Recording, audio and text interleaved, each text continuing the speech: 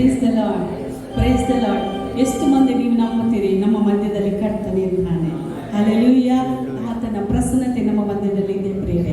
ಸತ್ಯವೇದ ಹೇಳ್ತದೆ, ಎಲ್ಲಿ ಇಬ್ಬರಾಗಲಿ ಮೂವರಾಗಲಿ ಯಾರ ಹೆಸರಿನಲ್ಲಿ, ಯೇಸು ಕ್ರಿಸ್ತನ ಹೆಸರಿನಲ್ಲಿ ಸೇರಿ ಬಂದಿರ್ತಾರೋ ಅವರ ಮಧ್ಯದಲ್ಲಿ ಆತನು ಇದ್ದಾನೆ ಅಂತ. ಇವತ್ತು ನಾವು ಅನೇಕರಾಗಿ ಕರ್ತನ ಮಕ್ಕಳಾಗಿ ಸಭೆಯಾಗಿ ನಾವು ಸೇರಿ ಬಂದಿದ್ದೇವೆ. ಖಂಡಿತವಾಗಿ ನಾವು ನಂಬುವ ನಮ್ಮ ಕರ್ತನ ನಮ್ಮ ಮಧ್ಯದಲ್ಲಿ ಇದ್ದಾನೆ. ಆತನ ಪ್ರಸನ್ನತೆ ನಮ್ಮನ್ನು ಆವರಿಸಿಕೊಂಡಿದೆ, ಆತನ ಮಹಿಮೆ ನಮ್ಮನ್ನು ಆವರಿಸಿಕೊಂಡಿದೆ. ಹಲ್ಲೆಲೂಯಾ. ನಾವು ಸ್ವಲ್ಪ ಹೊತ್ತು ನಮ್ಮನ್ನೇ ನಾವು ಮರೆತು ಸಂಪೂರ್ಣವಾಗಿ ನಾವು ಕರ್ತನಿಗೆ ನಮ್ಮನ್ನು ಒಪ್ಪಿಸಿಕೊಡುತ್ತಾ ನಾವು ಕರ್ತನನ್ನು ಆರಾಧಿಸಪ್ರಿಯರೇ. ಈ ವಾರವೆಲ್ಲ ನಿಮ್ಮನ್ನು ಆತನ ಕಾದು ಕಾಪಾಡಿದ್ದಾನೆ. ಹಲ್ಲೆಲೂಯಾ. ಈ ಒಂದು 7ನೇ ತಿಂಗಳಿಂದ ಜುಲೈ ತಿಂಗಳ ಕೊನೆಯ ವಾರಕ್ಕೆ ಆತ ನಿಮ್ಮನ್ನು ನಡೆಸಿದ್ದಾನೆ, ನನ್ನನ್ನು ನಡೆಸಿದ್ದಾನೆ, ನಮ್ಮ ಕುಟುಂಬವನ್ನು ನಡೆಸಿದ್ದಾನೆ, ನಮ್ಮ ಸೇವೆ ನಡೆಸಿದ್ದಾನೆ, ನಮ್ಮ ಸಭೆಯನ್ನು ನಡೆಸಿದ್ದಾನೆ. ಹಲ್ಲೆಲೂಯಾ. ಒಂದು ಕ್ಷಣ ನಮ್ಮ ಬಾಯಿಗಳನ್ನು ತೆರೆದು ನಾವು ಕರ್ತನಿಗೆ ಸ್ತೋತ್ರಗಳನ್ನು ಸಲ್ಲಿಸೋಣ. ಓ ರಾಮ ಶಕಲ ತಲ ಮಾದ ಲೀಬ್ರ ಸೆಕೆಲೆ ಮಾದರೇಲ. ದಾವೀದನು ಹೇಳ್ತಾನೆ, ಕರ್ತನೇ ನೀನು ಮಾಡಿದ ಉಪಕಾರಕ್ಕೆ ಬದಲೇನು ನಾನು ಮಾಡಲಿ. ನಾವು ಹೇಳೋಣ, ಕರ್ತನೇ ನೀನು ಮಾಡಿದ ಉಪಕಾರಕ್ಕೆ ಬದಲೇನ ನಾವು ಮಾಡಲಿ ಸ್ವಾಮಿ. ನೀನು ಕೊಟ್ಟಂತ ರಕ್ಷಣೆಯ ಪಾತ್ರೆಯನ್ನು ತೆಗೆದುಕೊಂಡು ನಿನ್ನ ನಾಮವನ್ನು ನಾವು ಪ್ರಖ್ಯಾತಿ ಪಡಿಸ್ತೇವೆ. ಇಲ್ಲಿ ನಾವು ಬಂದ ಯೇಸು ಕ್ರಿಸ್ತನ ನಾಮವನ್ನು ಮಹಿಮೆ ಪಡಿಸಲಿಕ್ಕೆ ಪ್ರಿಯರೇ. ಎಲ್ಲ ನಾಮಕ್ಕಿಂತಲೂ ಮೇಲಾದ ನಾಮ, ಉನ್ನತವಾದ ನಾಮ, ಪರಿಶುದ್ಧವಾದ ನಾಮ, ನಮಗೆ ರಕ್ಷಣೆಯನ್ನು ಕೊಟ್ಟಂತ ನಾಮ. ಓ ರಾಮ ಶಕಲ ತಲ ಮಾಂದರಿಯಲೆ ಲೇಬ್ರೆ ಜೇಕ್ರೆ ಕಾತಲ ಮಾಂದರಿಯಲ. ಕೀರ್ತನೆಗಾರನಿಗೆ ಹೇಳಿದಾಗೆ, ನನ್ನ ನಿಮ್ಮ ಜೀವಿತದಲ್ಲಿ ಕರ್ತನು ಮಾಡಿದಂತ ಎಲ್ಲ ಉಪಕಾರಗಳನ್ನು ನೆನೆಸಿಕೊಂಡವರಾಗಿ ಆತನ ಪ್ರೀತಿಯನ್ನು, ಆತನ ದಯೆಯನ್ನು, ಆತನ ಕನಿಕರವನ್ನು, ಆತನ ಒಳ್ಳೆತನವನ್ನು ನಾವು ಧ್ಯಾನಿಸಿಕೊಂಡವರಾಗಿ ಹೇಳೋಣ. ನಾ ಸ್ತುತಿಸುವೆನು, ನಾ ಭಜಿಸುವೆನು. ಹಲ್ಲೆಲೂಯಾ. ಪಾಪಿಯಾಗಿದ್ದಂಥ ನನ್ನನ್ನು, ನಿಮ್ಮನ್ನು ಆತನ ಪರಿಶುದ್ಧವಾದ ರಕ್ತವನ್ನು ಕೊಟ್ಟು ನಮ್ಮನ್ನು ಬಿಡುಗಡೆ ಮಾಡಿದ್ದಾನೆ. We are redeemed people. ನಾವು ವಿಮೋಚಿಸಲ್ಪಟ್ಟಂತ ಜನಾಂಗವಾಗಿದ್ದೇವೆ, ನಾವು ಆಶೀರ್ವದಿಸಲ್ಪಟ್ಟಂತ ಜನಾಂಗವಾಗಿದ್ದೇವೆ. Thank you Jesus. ಹಲ್ಲೆಲೂಯಾ. ಸಂತೋಷವಾಗಿ ಚಪ್ಪಾಳೆಗಳನ್ನು ಹೊಡೆದುತ್ತಾ ನಾವು ಕರ್ತನನ್ನು, ರಾಜನನ್ನು, ಓ ಮಹಿಮೆ ಅರಸನ್ನು ನಾವು ಸ್ತುತಿಸಿಕೊಂಡು ಕಾಣುವ. Thank you Jesus. ಹಲ್ಲೆಲೂಯಾ.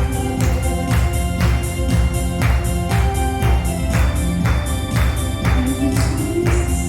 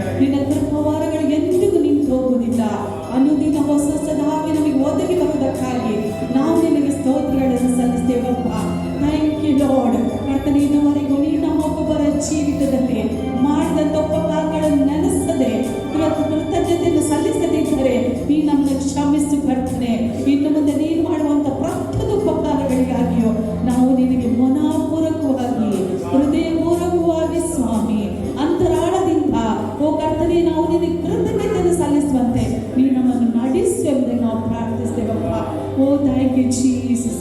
ಕರ್ತನೇ ನಿಮಗೆ ಸ್ತೋತ್ರಪ್ಪ. Hallelujah hallelujah. Thank you Lord. Hallelujah. ನಾವು ಆತನಿಗೆ ಹೊಸ ಗೀತೆಯನ್ನು ಹಾಡೋಬ್ರೆ. ಹಲ್ಲೆಲೂಯಾ.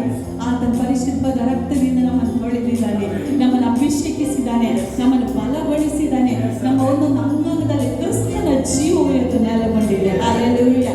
ಜೀವ ಉಳ್ಳವರಾಗಿ ನಾವು ಕರ್ತನನ್ನು ಆರಾಧಿಸುವವರಾಗಿದೆ. ನಮಗೆಲ್ಲರಿಗೂ ಶ್ವಾಸ ಕೊಟ್ಟಿದ್ದಾನೆ ಕರ್ತನು. ಸಮಾಧಿಗೆ ಸೇರದಂತೆ ನಮ್ಮನ್ನು ಆತನು ಮಾಡಿದ್ದಾನೆ. ಯಾಕೆ? ಆತನ ಉದ್ದೇಶಕ್ಕಾಗಿ, ಆತನನ್ನು ಸ್ತುತಿಸ್ಲಿಕ್ಕಾಗಿ, ಆತನನ್ನು ಕೊಂಡಾಡ್ಲಿಕ್ಕಾಗಿ, ಆತನನ್ನು ಆರಾಧಿಸ್ಲಿಕ್ಕಾಗಿ. ಹಲ್ಲೆಲೂಯಾ. ಆತನಲ್ಲಿ ನಾವು ಫೆಲೋಶಿಪ್ ಮಾಡಬೇಕೆಂಬುದಾಗಿ ಆತನು ಬಯಸ್ತಾನೆ. ಹಲ್ಲೆಲೂಯಾ. ಓ ನನ್ನ ಮಗನು, ನನ್ನ ಮಗಳು ನನ್ನನ್ನು ಸ್ತುತಿಸಬೇಕು, ನನ್ನನ್ನು ಆರಾಧಿಸಬೇಕು, ನನ್ನಲ್ಲಿ ಸಮಯವನ್ನು ಕಳೆಯಬೇಕು, ನನ್ನ ಸಮ್ಮುಖದಲ್ಲಿ ಇರಬೇಕು ಎಂಬುದಾಗಿ ಆತನು ಬಯಸ್ತಾನೆ. ಹಲ್ಲೆಲೂಯಾ. ಅದರಲ್ಲಿ ಸಂತೋಷಕ್ಕೆ ನಾವು ಕರ್ತನನ್ನು ಸ್ತುತಿಸುವ ನೂತನ ಹಾಡನ್ನು ಹಾಡಿ ಆತನನ್ನು ಮಹಿಮೆಪಡಿಸಬೇಕು. Thank you Jesus. ಅವರ ಶಾಂತಿಯಲ್ಲಿ ನಮ್ಮ ದೇವರ ಅದ್ಭುತ ಸ್ವರೂಪವನ್ನು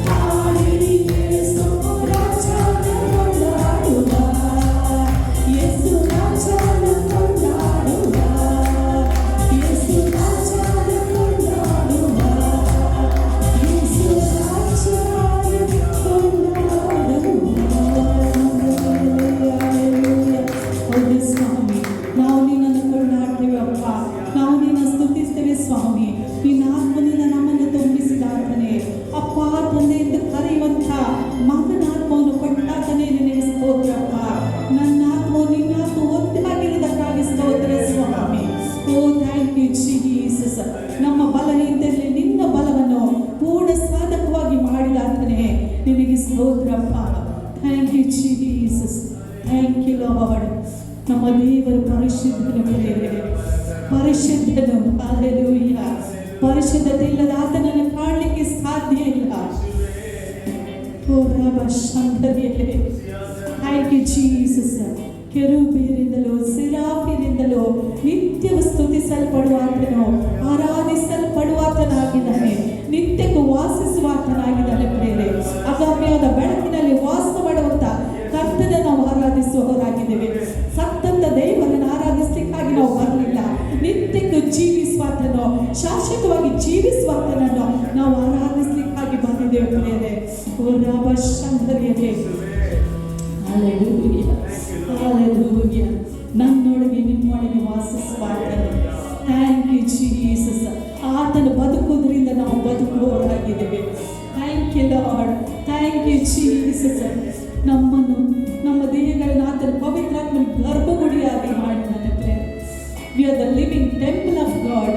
ನಾವು ಜೀವ ಸ್ವರೂಪನಾದ ದೇವರ ಮಂದಿರವಾಗಿದ್ದೇವೆ. ರೀವಾ ಶಂಕರಿ ಮಂದಿರವಿಲ್ಲ, ರಾಮ ಶಂಕರಿಯಲ್ಲ.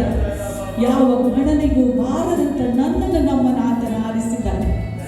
ಎಲ್ಲರಿಂದ ತಿರಸ್ಕರಿಸಲ್ಪಟ್ಟಾಗ ನಮ್ಮನ್ನಾತನು ಸೇರಿಸಿಕೊಂಡನು. ದೇವರ ವಾಕ್ಯ ಹೇಳ್ತದೆ, ತಂದೆ ತಾಯಿಗಳು ತೊರೆದು ಬಿಟ್ಟರು, ಯೆಹೋವನು ನನ್ನನ್ನು ಸೇರಿಸಿಕೊಳ್ಳುವನು. ಇವತ್ತು ನಿಮ್ಮ ಕುಟುಂಬದವರು ನಿಮ್ಮನ್ನು ಬಿಟ್ಟಿರ್ಬೋದು, ನಿಮ್ಮ ಸ್ನೇಹಿತರು ನಿಮ್ಮನ್ನು ತೊರೆದು ಬಿಟ್ಟಿರಬಹುದು. ಓ ರಾಮ ಶಂಕರಿಯಲ್ಲೇ, ಆಗ ನನ್ನ ಪರಲೋಕದ ತಂದೆ ನಿಮ್ಮನ್ನು ಸೇರಿಸಿದ್ದಾನೆ.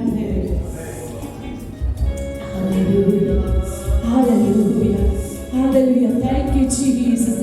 ಶಾಶ್ವತವಾದ ಪ್ರೀತಿಯಿಂದ ಆತನ ಪ್ರೀತಿಸಿದ್ದಾನೆ. ಓ ರಾಮ ಶಂಕರಿಯಲ್ಲೇ, ಆತನ ಪ್ರೀತಿ ಬದಲಾಗುವುದಿಲ್ಲ, ಆತನ ಪ್ರೀತಿ ಮಾರ್ಪಡುವುದಿಲ್ಲ. ಓ ನಾನು ಬದಲಾಗದ ಕಾರಣ ಯಾಕೋಬ ಸಂತತಿಯವರ ನೀವು ನಾಶವಾಗಲಿಲ್ಲ ಎಂಬುದಕ್ಕೆ ಬೈಬಲ್ ಹೇಳ್ತದೆ. ಇವತ್ತು ನಾಶವಾಗಲಿಲ್ಲ ಯಾಕೆಂದರೆ ಆತನ ಪ್ರೀತಿ ಬದಲಾಗಲಿಲ್ಲ. ಬರೆಯಿದೆ, ಅದರಿಂದ ನಾನು ನೀನು ನಾಶವಾಗಿ ಹೋಗಲಿಲ್ಲ. ರಾಮ ಶೆಕೆಯಲ್ಲಿ ಮಾಂದ ರೀಪ ಚಂದ ರಿಕಾಲ ರಾಮ. ತಂದೆ ನಿನಗೆ ಸ್ತೋತ್ರ ಸ್ವಾಮಿ. ನಿನ್ನನ್ನು ಆರಾಧಿಸುವಂತ ಭಾಗ್ಯ ಕೊಟ್ಟಿದ್ದೆಪ್ಪ. ಮನಪೂರ್ವಕವಾಗಿ ಸ್ತುತಿಸುವಂತ ಕೃಪೆ ಕೊಟ್ಟಿದ್ದೆ ಸ್ವಾಮಿ.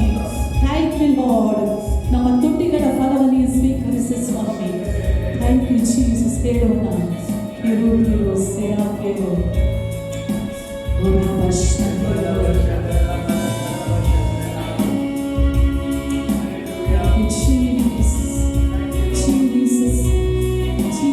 ಆತನ ಪ್ರಸನ್ನತೆ ಪ್ರೇರಿ ಶಕ್ತಿನ ತಿರುಗೋರಿ ಶಕಲ ಮಾತನಿಲ್ಲ. ಆತನ ಒಂದು ಸ್ಪರ್ಶ ಸಾಕು, ಆತನ ಒಂದು ಮಾತು ಸಾಕು, ಆತನ ಒಂದು ನೋಟ ಸಾಕು.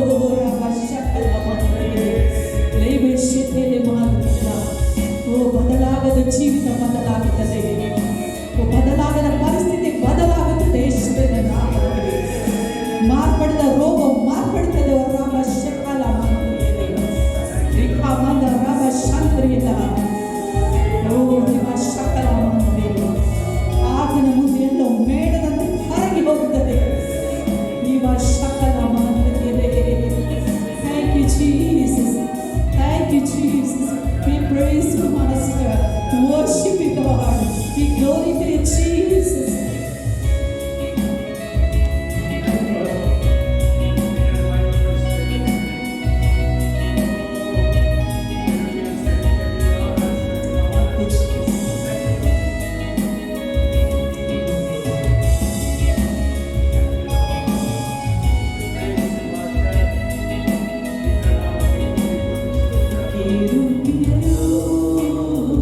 Será fiel,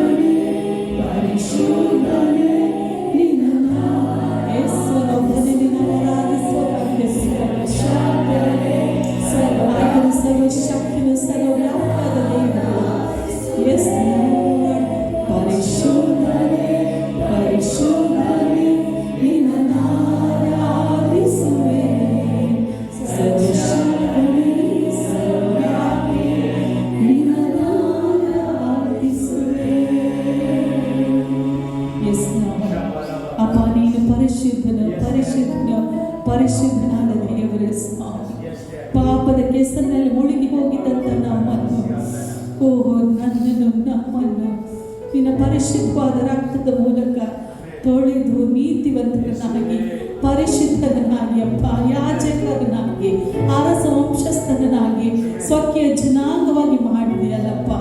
thank you Jesus. ಕರ್ತನೇ ನಿನಗೆ ಸ್ತೋತ್ರಪ್ಪ. ನಿನ್ನ ಮಕ್ಕಳ ಭಾಗ್ಯವನ್ನು ಅಧಿಕಾರವನ್ನು ನಮಗೆ ಕೊಟ್ಟಿದ್ದೆ ಸ್ವಾಮಿ. ಪಾಪ ಜ್ಞಾನವಿಲ್ಲದಂತ ಓ ನನ್ನ ಯೇಸುವನ್ನು ನನಗೋಸ್ಕರ ಪಾಪ ಸ್ವರೂಪಿಯಾಗ ಮಾಡಿದೆಯಲ್ಲಪ್ಪ. Thank you Lord. ತಂದೆ ನಿನಗೆ ಸ್ತೋತ್ರ ಸ್ವಾಮಿ. ನಿನ್ನನ್ನೆಷ್ಟು ವರ್ಣಿಸಿದರೂ ಸಾಲದಪ್ಪ, ನಿನ್ನ ಪ್ರೀತಿನೆಷ್ಟು ವರ್ಣಿಸಿದರೂ ಸ್ತೋತ್ರಪ್ಪ. Thank you Jesus. ಕರ್ತನೇ ಸ್ತೋತ್ರ, ನಿನ್ನ ಸ್ತುತಿಸಿಕೊಂಡು ಆಡುವಂತೆ ಯೇಸುವೆ ನಿನ್ನ ನಾಮ ನಾವು ಮೇಲೆ ಕೆತ್ತುವಂತೆ ನೀನು ಕೊಟ್ಟಂತ ಮಹಾ ಕೃಪೆಗಾಗಿ ಸ್ತೋತ್ರಪ್ಪ. ನಾವೆಷ್ಟು ಭಾಗ್ಯವಂತರಪ್ಪ, ನಾವೆಷ್ಟು ಧನ್ಯರು ಸ್ವಾಮಿ, ನಾವು ಆಶೀರ್ವದಿಸಲ್ಪಟ್ಟವರಾಗಿದ್ದೇವಪ್ಪ. Thank you Jesus. ನಾವು ಶುಭ ಹೊಂದಿದ ವಂಶದವರಾಗಿದ್ದೇವೆ. Thank you Jesus. ತಂದೆ ಮುಂದಿನೆಲ್ಲ ಭಾಗವನ್ನು ನಿನ್ನ ಕೃಪಾಸ್ತಕ್ಕೆ ಒಪ್ಪಿಸಿಕೊಡ್ತೇವಪ್ಪ. ಕರ್ತನೆ ಸಾಕ್ಷ್ಯ ಭಾಗವನ್ನು, ಕಾಣಿಕೆಯ ಭಾಗವನ್ನು, ಕೀರ್ತನೆಯ ಭಾಗವನ್ನು, ಪ್ರಾರ್ಥನೆ ವಿಜ್ಞಾಪನೆಗಳ ಭಾಗವನ್ನು, ಸಂದೇಶದ ಭಾಗವನ್ನು ಪರಿಶುದ್ಧಾತ್ಮನೇ ನಿನ್ನ ಕರಗಳಲ್ಲಿ ಒಪ್ಪಿಸಿಕೊಡ್ತೇವಪ್ಪ. ನಿನ್ನ ಚಿತ್ತ, ನಿನ್ನ ಉದ್ದೇಶ, ನಿನ್ನ ಆಲೋಚನೆ, ನಿನ್ನ ಇಷ್ಟ ಮಾತ್ರವೇ ನಮ್ಮ ಸಭೆಯಲ್ಲಿ ನೆರವೇರಲಿ ಯೇಸುವಿನ ನಾಮದಲ್ಲಿ. ನಮ್ಮ ಒಬ್ಬೊಬ್ಬರಲ್ಲಿ ಅದು ನೆರವೇರಲಿ ಸ್ವಾಮಿ, ನಮ್ಮ ಕುಟುಂಬದಲ್ಲಿ ನೆರವೇರಲಿ ಯೇಸುವಿನ ನಾಮದಲ್ಲಿ. ಓ ಈ ಸಭೆಗೆ, ಈ ಸೇವೆಗೆ ವಿರುದ್ಧವಾಗಿ, ಈ ಮಕ್ಕಳಿಗೆ ವಿರುದ್ಧವಾಗಿ ಕಾರ್ಯ ಮಾಡುತ್ತಾ ಎಲ್ಲ ದುಷ್ಟನ ಕಾರ್ಯ ಕುತಂತ್ರ ಕರಿಗಳನ್ನು ನಜರೇತಿನ ಯೇಸು ಕ್ರಿಸ್ತನ ನಾಮದಲ್ಲಿ ನಾವು ಕ್ಯಾನ್ಸಲ್ ಮಾಡ್ತೇವೆ ಸ್ವಾಮಿ, ನಾವು ಕ್ಯಾನ್ಸಲ್ ಮಾಡ್ತೇವೆ. ಓ ಥ್ಯಾಂಕ್ ಯು ಜೀಸಸ್. ನಮ್ಮ ಸಭೆಗೆ ಎಕ್ಸ್ಪ್ಯಾಂಡ್ ಆದಕ್ಕೆ ಸ್ತೋತ್ರ ಸ್ವಾಮಿ, ಇದು ಅಭಿವೃದ್ಧಿ ಹೊಂದದಕ್ಕೆ ಸ್ತೋತ್ರಪ್ಪ. ಕರ್ತನಿಂದ ಕೂಟಗಳು ವಿಸ್ತರಿಸಲ್ಪಟ್ಟದಕ್ಕೆ ಸ್ತೋತ್ರ ಸ್ವಾಮಿ. ಅನೇಕ ಜನರು ನಿನ್ನ ಬಳಿಗೆ ಬಂದದಕ್ಕೆ ಸ್ತೋತ್ರಪ್ಪ. ರಕ್ಷಣೆಯನ್ನು ಹೊಂದಿಕೊಂಡದಕ್ಕೆ ಸ್ತೋತ್ರ, ಬಿಡುಗಡೆಯನ್ನು ಹೊಂದಿಕೊಂಡದಕ್ಕೆ ಸ್ತೋತ್ರ ಸ್ವಾಮಿ. ಅದ್ಭುತ ಕಾರ್ಯಗಳು, ಸೂಚಕ ಕಾರ್ಯಗಳು, ಅತಿಶಯವಾದ ಕಾರ್ಯಗಳು ಸಭೆಯಲ್ಲಿ ನಡೆಯಲಿ ಯೇಸುವಿನ ನಾಮದಲ್ಲಿ. Thank you Jesus. ಕರ್ತನೇ ಪ್ರಿಯ ಸೇವಕರು ನೀನು ಬಲವಾಗಿ ಉಪಯೋಗಿಸೋ, ನಿನ್ನ ಆತ್ಮನ ಬಲದಿಂದ, ಅಭಿಷೇಕದಿಂದ, ಪ್ರಕಟಣೆ ಜ್ಞಾನದಿಂದ ಅವರ ತುಂಬಿಸಿ ನೀನು ಬಲವಾಗಿ ಉಪಯೋಗಿಸಿ ಸ್ವಾಮಿ. ಅವರ ಮೂಲಕ ನಮ್ಮ ಒಬ್ಬೊಬ್ಬರ ಸಂಗಡ ನೀನು ಮಾತನಾಡು ಸ್ವಾಮಿ. ನೀನು ಮಾತನಾಡಿದ್ರೆ ನಾವು ಬದುಕುತ್ತೇವೆ ಅಪ್ಪ, ನೀನು ಮಾತನಾಡಿ ನಾವು ಬದುಕುತ್ತೇವೆ ಸ್ವಾಮಿ. Thank you Lord. ಅವರನ್ನು, ಅವರ ಕುಟುಂಬವನ್ನು ಸ್ವಾಮಿ, ಇಲ್ಲಿ ಬಂದಂಥ ಪ್ರತಿಯೊಂದು ನಿನ್ನ ಮಕ್ಕಳನ್ನು ಯೇಸು ಕ್ರಿಸ್ತನ ನಾಮದಲ್ಲಿ ನಾವು ಸಭೆಗೆ ನಾವು ಬ್ಲೆಸ್ ಮಾಡ್ತೇವೆ ಸ್ವಾಮಿ.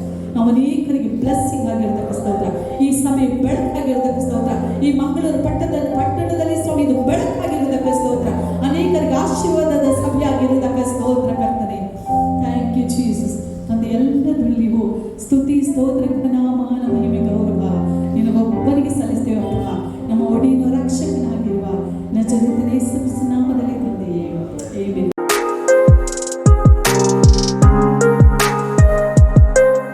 ದೇವರ ವಾಕ್ಯವನ್ನು ಸ್ವಲ್ಪ ಸಮಯ ಧ್ಯಾನ ಮಾಡುವ. ನಾನು ಆರಿಸಿಕೊಂಡ ಭಾಗ ಅದು ಕೀರ್ತನೆಗಳ ಪುಸ್ತಕ 50ನೇ ಕೀರ್ತನೆ, ಅದರಲ್ಲಿ 15ನೇ ವಾಕ್ಯ. Psalm number 50 verses 15.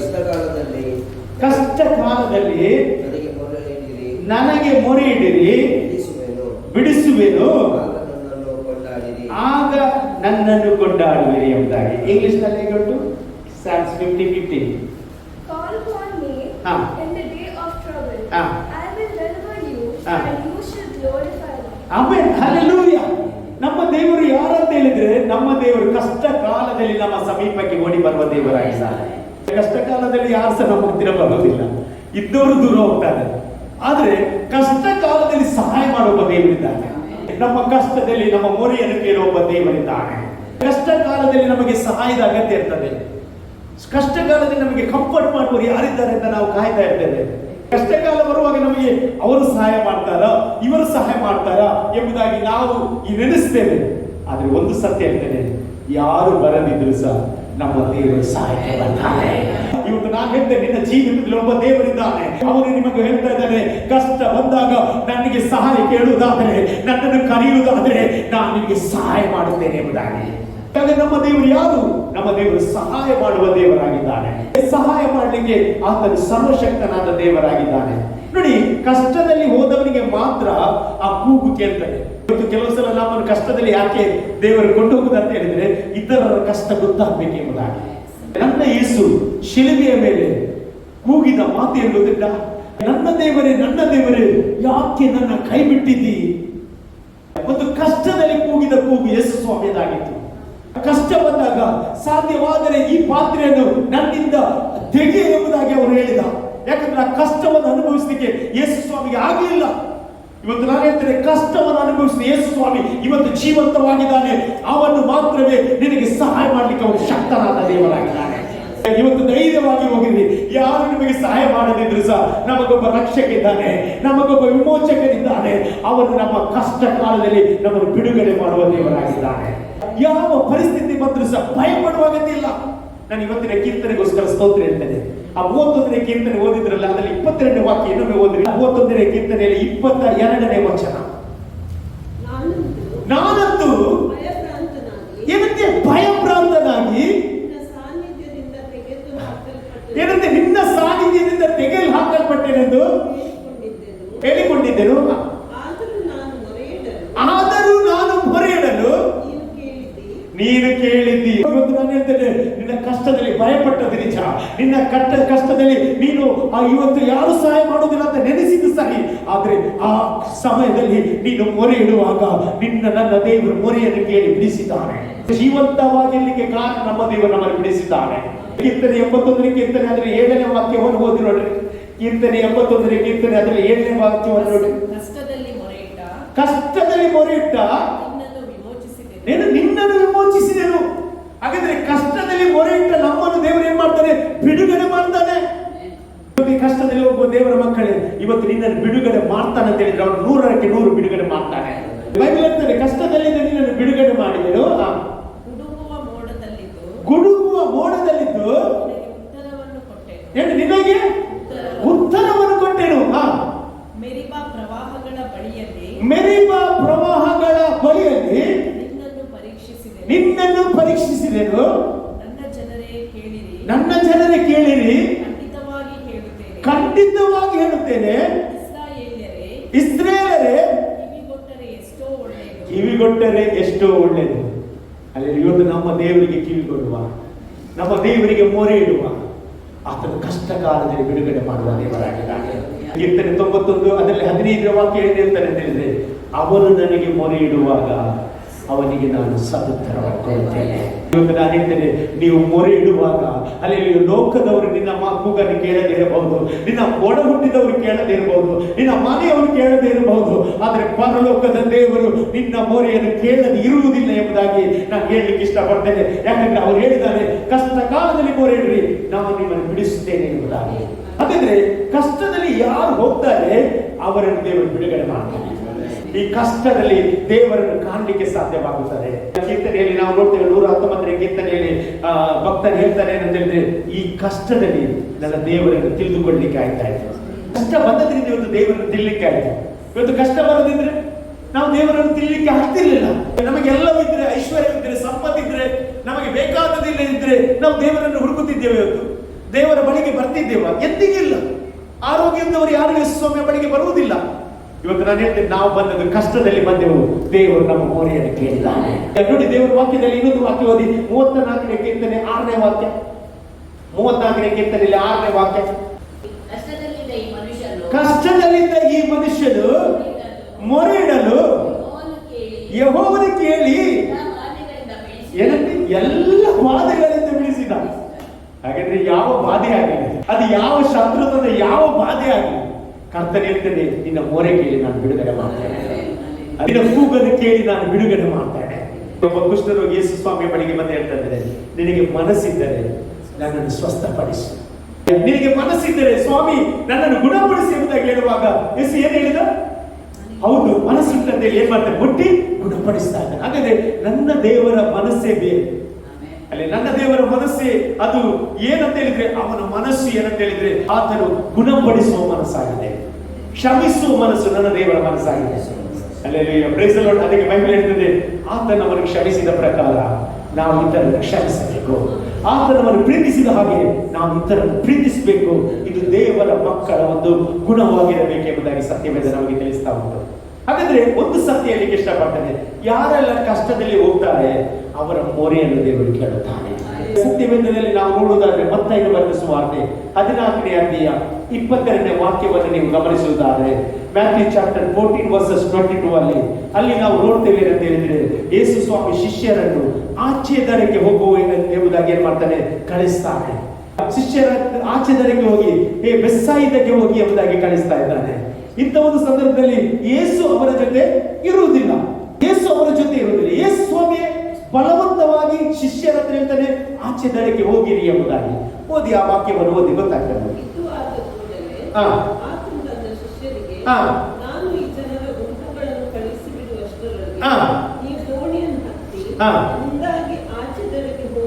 ನೋಡಿ, ಅಲ್ಲಿ ದೊಡ್ಡ ಗುಂಪು ಜನರಿದ್ರು. ಯಾರದು? ಯೇಸುವಿನ ಬೋಧನೆಗೆ ಕೇಳಲಿಕ್ಕೆ ಬಂದವರು. ಅವರಿಗೆ ಊಟಕ್ಕಿರ್ಲಿಲ್ಲ. ಯೇಸು ಸ್ವಾಮಿ ಊಟ ಕೊಟ್ಟವರಿಗೆ. ಅಷ್ಟು ಜನರಿಗೆ ಏನ್ ಮಾಡಿದ? ಅಡವಿಯಲ್ಲಿ ಸಹ 5 ರೊಟ್ಟಿ 2 ಮೀನುಗಳ ಮೂಲಕ ಸಾವಿರಾರು ಜನರಿಗೆ ಊಟ ಕೊಟ್ಟ. ಊಟ ಕೊಟ್ಟ ಮೇಲೆ ಯೇಸು ಸ್ವಾಮಿ ಗೊತ್ತು ಶಿಷ್ಯರು ಏನಾಗಿದ್ದಾರೆ? ಟಯರ್ಡ್ ಆಗಿದ್ದಾರೆ. ಇಲ್ಲಿದ್ರೆ ಅವ್ರು ಸಹ ಕೆಲಸ ಮಾಡ್ತಾರೆ. ಅದಕ್ಕೋಸ್ಕರ ಅವರಿಗೆ ರೆಸ್ಟ್ ಬೇಕೆಂಬುದಾಗಿ ಆಚೆ ದಡಕ್ಕೆ ಹೋಗಿ ಎಂಬುದಾಗಿ ಏನ್ ಮಾಡ್ತಾನೆ? ಬಲವಂತವಾಗಿ ಮಾಡ್ತಾನೆ. ಮತ್ತೆ ಆತನು ಜನರ ಗುಂಪುಗಳನ್ನು ಕಳಿಸಿಕೊಟ್ಟ ಮೇಲೆ ಪ್ರಾರ್ಥನೆ ಮಾಡುವುದಕ್ಕೆ ಏಕಾಂತವಾಗಿ ಬೆಟ್ಟವನ್ನು ಹತ್ತಿದ್ದರು. ನೋಡಿ, ಯೇಸು ಸ್ವಾಮಿ ಸಹ ಏನ್ ಮಾಡ್ತಿದ್ರು? ಪ್ರಾರ್ಥನೆ ಮಾಡ್ತಿದ್ರು. ಯೇಸು ಯಾಕೆ ಪ್ರಾರ್ಥನೆ ಮಾಡ್ತಿದ್ದ? ಎಲ್ಲದರ ಯೇಸು ಪ್ರಾರ್ಥನೆ ಮಾಡ್ತಿದ್ದ. 5 ರೊಟ್ಟಿ 2 ಸಿಟ್ಕೊಂಡು ಏನ್ ಮಾಡಿದ?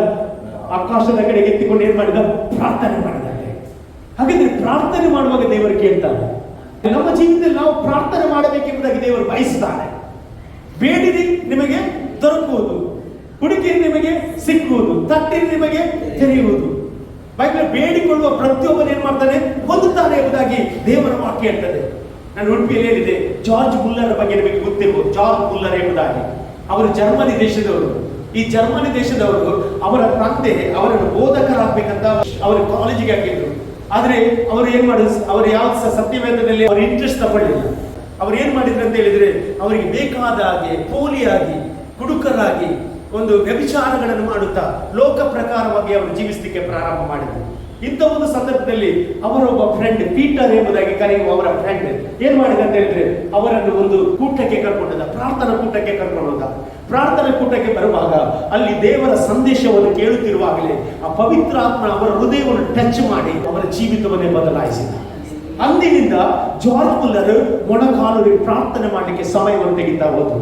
ಈ ಒಂದು ಪ್ರಾರ್ಥನಾ ಲೈಫ್ ಏನ್ ಮಾಡಿದ ಅಂತ ಹೇಳಿದ್ರೆ, ಅವರ ಜೀವಿತದಲ್ಲಿ ಯಾರಿಗಾದರೂ ಸಹಾಯ ಮಾಡಬೇಕು, ನನ್ನ ಜೀವಿತದಲ್ಲಿ ಕರ್ತನಿಗೆ ನಾನು ಉಪಯೋಗವಾಗುವ ಪಾತ್ರೆ ಆಗಬೇಕೆಂಬುದಾಗಿ ಅವರು ಯಾವಾಗಲೂ ಹಂಬಲಿಸ್ತಾ ಇದ್ದಾರೆ. ಹೀಗೆ ಅವರು ಜರ್ಮನಿಯಿಂದ ಲಂಡನ್ಗೆ ಹೋದ್ರು. ಲಂಡನ್ಗೆ ಹೋಗುವಾಗ ಅಲ್ಲಿ ಒಂದು ಸ್ಟ್ರೀಟ್ ಅಲ್ಲಿ ಹೋಗ್ತಿರುವಾಗ ಅಲ್ಲಿದ್ದ ಅನಾಥ ಮಕ್ಕಳು, ಅವರಿಗೆ ಬಟ್ಟೆ ಇಲ್ಲ, ಅವರಿಗೆ ಯಾವ ಒಂದು ಊಟ ಇರಲಿಲ್ಲ. ಇಂಥ ಒಂದು ಸಂದರ್ಭದಲ್ಲಿ ಅವರು ಹೋಗುತ್ತಿರುವಾಗ ಆ ಮಕ್ಕಳನ್ನು ನೋಡಿ ಅವರಿಗೆ ಏನಾಯ್ತು? ಕನಿಕರ ಬಂತು. ಆಗ ಅವರಿಗೆ ನೆನೆಸಿದ್ರೆ ಏನಂತ ಹೇಳಿ, ಈ ಮಕ್ಕಳನ್ನು ನಾನು ಸಾಕಬೇಕು ಎಂಬುದಾಗಿ ನೆನೆಸಿ, ಅವರ ಹತ್ರ ಪೈಸೆ ಇಲ್ಲ, ಒಂದು ಪೈಸೆ ಇಲ್ಲ. ಏನ್ ಮಾಡೋದಂತ ಹೇಳಿ ಒಂದು ಬಾಡಿಗೆಗೆ ಅಲ್ಲಿ ಒಂದು ರೂಮನ್ನು ತೆಗೆದುಕೊಂಡು ಬಾಡಿಗೆಯ ಆ ರೂಮಿನಲ್ಲಿ ಏನು ಅನಾಥ ಮಕ್ಕಳನ್ನು ಹಾಕಿದ್ರು. 300 ಜನರು ಅನಾಥ ಮಕ್ಕಳು ಅವರಿಗೆ ಸಿಕ್ಕಿದ್ರಲ್ಲಿ. ಅನಾಥ ಮಕ್ಕಳನ್ನು ತಂದು ಅನಾಥ ಶಾಲೆ ನಡೆಸಲಿಕ್ಕೆ ಹೋಗುವಾಗ ಅವರ ಹತ್ರ ಯಾವ ಪೈಸೆ ಇರಲಿಲ್ಲ. ಅವರು ಯಾರ ಹತ್ರ ಸಹ ಕೈ ಚಾಚಿ ನನಗೆ ಕೊಡಿ ಅಂತ ಯಾರ ಹತ್ರ ಸಹ ಕೇಳಲಿಲ್ಲ ಅವರು. ಆದ್ರೆ ಅವರು ಯಾವಾಗ ಸಹ ಪ್ರಾರ್ಥನೆ ಮಾಡುವವರಾಗಿದ್ದಾರೆ, ಮೊಣಕಾಲೂರಿ ಪ್ರಾರ್ಥನೆ ಮಾಡುವವರಾಗಿದ್ದಾರೆ. ಒಂದು ದಿವಸ ಬೆಳಿಗ್ಗೆ 8 ಗಂಟೆಗೆ ಬ್ರೇಕ್ಫಾಸ್ಟ್ ಆಗುವಾಗ ಆ ಮಕ್ಕಳಿಗೆ ಯಾವ ಬ್ರೇಕ್ಫಾಸ್ಟ್ ಕೊಡ್ಲಿಕ್ಕೆ ಅವರ ಹತ್ರ ಹಣ ಇರಲಿಲ್ಲ. ಆದ್ರೆ 8 ಗಂಟೆಗೆ ಸರಿಯಾಗಿ ಮಕ್ಕಳು ಆ ಕೋಣೆಗೆ ಬಂದು ಎಲ್ಲರೂ ಕುಳಿತುಕೊಂಡ್ರು. ಈಗ ಬ್ರೇಕ್ಫಾಸ್ಟ್ ಬರ್ತದೆ ಎಂಬುದಾಗಿ. ಆದರೂ ಜಾರ್ಜ್ ಮುಲ್ಲರ್ ಪ್ರಾರ್ಥನೆ ಮಾಡ್ತಾ ಇದ್ದಾರೆ. ಅಂತ ಒಂದು ಸಂದರ್ಭದಲ್ಲಿ 8 ಗಂಟೆ ಕರೆಕ್ಟ್ ಆಗುವಾಗ ಜಾರ್ಜ್ ಮುಲ್ಲರ್ ಆ ಸ್ಥಳಕ್ಕೆ ಬಂದು ಮಕ್ಕಳ ಹತ್ರ ಹೇಳಿದ್ರಂತೆ, ಇವತ್ತಿನ ಕೊಟ್ಟ ಆಹಾರಕ್ಕೋಸ್ಕರ ಸ್ತೋತ್ರ ಹೇಳಿ ಎಂಬುದಾಗಿ ಹೇಳಿದ್ರಂತೆ.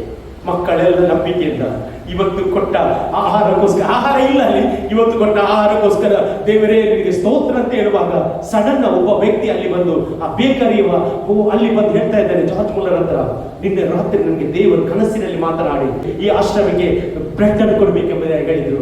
ಅದಕ್ಕೆ ನಾವು ಬ್ರೆಡ್ ಅನ್ನು ತಂದಿದ್ದೇವೆ ಎಂಬುದಾಗಿ ಕೊಟ್ಟರಂತೆ. ಸ್ವಲ್ಪ ತಡ ಆದ ಮೇಲೆ ಹಾಲು ಹೋಗುವ ಒಂದು ಗಾಡಿ ಏನಾಯ್ತು, ಇವರ ಆಶ್ರಮದ ಹತ್ರ ಹಾಳಾಗಿ ನಿಂತಂತೆ.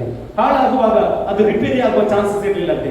ಆಗ ಹಾಲಿನ ಓನರ್ ಏನ್ ಮಾಡ್ತಾರೆ ಅಂತ ಹೇಳಿದ್ರೆ, ಅವರಿಗೆ ಒಂದು ದೇವರು ಆಲೋಚನೆ ಕೊಟ್ಟು, ಇದು ಸ್ವಲ್ಪ ಲೇಟ್ ಆದ್ರೆ ಹಾಳಾಗ್ತದೆ ಅಂತ ಹೇಳಿ ಆ ಹಾಲನ್ನು ತಂದು ಈ ಆಶ್ರಮಕ್ಕೆ ಕೊಟ್ಟು ಹೇಳ್ತಾ ಇದ್ದಾರಂತೆ, ಇದು ನಿಮ್ಮ ಮಕ್ಕಳಿಗೆ ಕೊಡ್ರಿ ಎಂಬುದಾಗಿ ಹೇಳ್ತಾ ಇದ್ದಾರಂತೆ. ಅಂದ್ರೆ ಅವರ ಜೀವಿತದಲ್ಲಿ ಅವರು ಯಾರ ಹತ್ರ ಸಹ ಒಂದು ಪೈಸೆ ಕೇಳಿಲ್ಲ, ಅವರು ದೇವರ ಹತ್ರ ಮೊಣಕಾಲೂರಿ ಪ್ರಾರ್ಥನೆ ಮಾಡಿದ್ರು. ಹಲ್ಲೆಲೂಯಾ. ಇಂಥ ಒಂದು ಜಾರ್ಜ್ ಮುಲ್ಲರ ಜೀವಿತದಲ್ಲಿ ಏನಂತ ಹೇಳಿದ್ರೆ, ಅವರಿಗೆ ಒಂದು ಚಿಕ್ಕ ಬಾಡಿಗೆ ಮನೆ ಇರುವಾಗ ಅವರಿಗೆ ಆ ಮಕ್ಕಳಿಗೆ ಹೊರಗೆ ಆಡಲಿಕ್ಕೆ ಗ್ರೌಂಡ್ ಇರಲಿಲ್ಲ. ಹೊರಗಿನವರದ್ದು ಬಹಳ ಉಪದ್ರವಾಯಿತು. ಆಗ ಅವರ ಮನಸ್ಸಿನಲ್ಲಿ ಬಂದು ಏನಂತ ಹೇಳಿದ್ರೆ, ಈ ಮಕ್ಕಳಿಗೋಸ್ಕರ ಒಂದು ಸ್ವಂತ ಕಟ್ಟಡ ಇರ್ತಿದ್ರೆ ಬಹಳ ಚೆನ್ನಾಗಿತ್ತು ಅಂತ ಹೇಳಿಸಿ ಅವರು ದೇವರ ಹತ್ರ ಪ್ರಾರ್ಥನೆ ಮಾಡಲಿಕ್ಕೆ ಶುರು ಮಾಡಿದಂತೆ. ಇವರು ಪ್ರಾರ್ಥನೆ ಮಾಡಲಿಕ್ಕೆ ಶುರು ಮಾಡಿದ ಮೇಲೆ ಅವರಿಗೆ 5 ಕಟ್ಟಡವನ್ನು ದೇವರು ಕೊಟ್ಟರಂತೆ, ಸ್ವಂತ ಕಟ್ಟಡವನ್ನು. ಭಾರತ ದೇಶದ ಹಣದ ಪ್ರಕಾರ 7,50,00,000 ವೆಚ್ಚದ 5 ಕಟ್ಟಡವನ್ನು ಅವರಿಗೆ ಕೊಟ್ಟರಂತೆ. ಒಬ್ಬರ ಹತ್ರ ಹಣ ಕೊಡಿ ಅಂತ ಕೇಳಿಲ್ಲಂತೆ. ಆದ್ರೆ ದೇವರು ಅವರಿಗೆ ಅನೇಕ ಸಹಾಯಸ್ತ ಬರುವಾಗಿ ದೇವರು ಮಾಡಿದಂತೆ. ಸುಮಾರು 10,000 ಜನರನ್ನು ಅವರು ಅನಾಥರನ್ನು ಅವರನ್ನೆಲ್ಲ ಸಾಕಿದ್ರಂತೆ. ಅವರ ಲೈಫಲ್ಲಿ ಒಂದು ತಿಳಿಸಿದ್ದೇನೆ ಅಂತ ಹೇಳಿದ್ರೆ, ಕ್ರಿಸ್ತಿಯ ಜೀವಿತ ಅಂತ ಹೇಳಿದ್ರೆ ತನಗೋಸ್ಕರ ಬಾಳುವುದಲ್ಲ, ಇತರರಿಗೋಸ್ಕರ ಬಾಳುವುದಾಗಿ ಅವರು ಪ್ರೂವ್ ಮಾಡಿದ್ರಂತೆ. ನಾನು ಏನ್ ಹೇಳ್ತೇನೆ ಅಂತ ಹೇಳಿದ್ರೆ, ನೀನು ಪ್ರಾರ್ಥನೆ ಮಾಡಿದ್ರೆ ನಿನ್ನ ವಿಷಯದಲ್ಲಿ ಎಲ್ಲ ದೇವರು ಕೊಡುವ ದೇವರಾಗಿದ್ದಾನೆ. ಇಲ್ಲಿ ನೋಡಿ, ಯೇಸು ಸ್ವಾಮಿ ಆಚೆ ತನಕ ಹೋಗಿ ಎಂಬುದಾಗಿ ಏನ್ ಮಾಡ್ತಾನೆ, ಅವರು ಬಲವಂತವಾಗಿ ಕಳಿಸ್ತಾನೆ. ನಂತರ ಯೇಸು ಸ್ವಾಮಿ ಪ್ರಾರ್ಥನೆ ಮಾಡ್ಲಿಕ್ಕೆ ಹೋಗ್ತಾನೆ. ಮತ್ತೇನಾಯ್ತು? ಹೊತ್ತು ಮುಳುಗಿದ ಮೇಲೆ ದೋಣಿಯು ಭೂಮಿಯ ಬಹುದೂರ ಹೋಗಿತ್ತು. ಯೇಸು ಸ್ವಾಮಿ ಎಲ್ಲಿದ್ದಾನೆ? ಪ್ರಾರ್ಥನೆ ಮಾಡ್ತಾ ಬೆಟ್ಟದಲ್ಲಿದ್ದಾನೆ. ಶಿಷ್ಯರು ಎಲ್ಲಿ ಹೋಗಿದ್ದಾರೆ? ಸಮುದ್ರದ ದೂರದಲ್ಲಿದ್ದಾರೆ. ಹಾಗೇನಾಯ್ತು? ಮತ್ತು ಎದುರುಗಾಳಿ ಬೀಸುತ್ತಿದ್ದರಿಂದ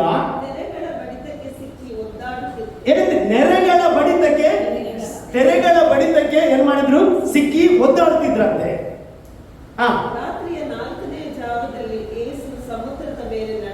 ಎಷ್ಟು? ರಾತ್ರಿಯ 4ನೇ ಜಾವ. 4ನೇ ಜಾವ ಅಂತ ಹೇಳಿದ್ರೆ ಬೆಳಿಗ್ಗೆ 3 ಗಂಟೆ. 4ನೇ ಜಾವದಲ್ಲಿ ಯೇಸು ಸಮುದ್ರದ ಮೇಲೆ ಏನ್ ಮಾಡ್ತಿದ್ದ? ನಡೆದುಕೊಂಡು ಅವರ ಕಡೆಗೆ ಬಂದು. ನೋಡಿ, ಇಲ್ಲಿ ವಿಷಯ ಹೇಳಲಿಕ್ಕೆ ಇಷ್ಟಪಡ್ತೇನೆ ನಾನು.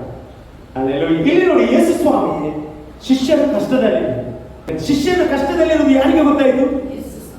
ಇವತ್ತು ನೀವು ಕಷ್ಟದಲ್ಲಿರುವುದು ಯೇಸು ಸ್ವಾಮಿ ಗೊತ್ತಾಗ್ತದೆ ಇಲ್ಲ, ನೀವು ಸಮಸ್ಯೆಯಲ್ಲಿರುವುದು ಯೇಸು ಸ್ವಾಮಿ ಗೊತ್ತಾಗ್ತದೆ ಇಲ್ಲ. ಹಾಗಾದ್ರೆ ನಿಮ್ಮ ಕೂಗನ್ನು ದೇವರಿಗೆ ಕೇಳದೆ ಅಂತ, ಅಲ್ಲಿ ನಿಮ್ಮ ಕಷ್ಟವನ್ನು ದೇವರು ನೋಡಿ ಸುಮ್ಮನೆ ಕೂತ್ಕೊಳ್ತಾನ. ನಾನು ಹೇಳ್ತೇನೆ, ಕೂಗನ್ನು ಕೇಳಿ ಹತ್ತಿರಕ್ಕೆ ಬರುವ ದೇವರು, ಕಷ್ಟವನ್ನು ನೋಡಿ ನೆರವಾಗುವ ದೇವರು ನನ್ನ ನಿನ್ನ ದೇವರಾಗಿದ್ದಾನೆ. ಇಲ್ಲಿ ನೋಡಿ, ಯೇಸು ಸ್ವಾಮಿ ಅವರನ್ನು ಆಚೆ ತಡೆಗೆ ಹೋಗಿ ಅಂತ ಹೇಳಿ ಕಳಿಸಿದವರು. ಇವತ್ತು ದಿನ ಆತ್ಮಿಕ ಪ್ರಯಾಣದಲ್ಲಿ ಮುಂದೆ ಹೋಗಂತ ಹೇಳಿದ ಯಾರು? ಎಷ್ಟು ಜನ ನಂಬ್ತೀರಿ? ಈ ಆತ್ಮಿಕ ಜೀವಿತ ನಂಬಿಕೆ ಓಟ ಓಡ್ಲಿಕ್ಕೆ ಯಾರೇ ಹೇಳಿದ್ದು?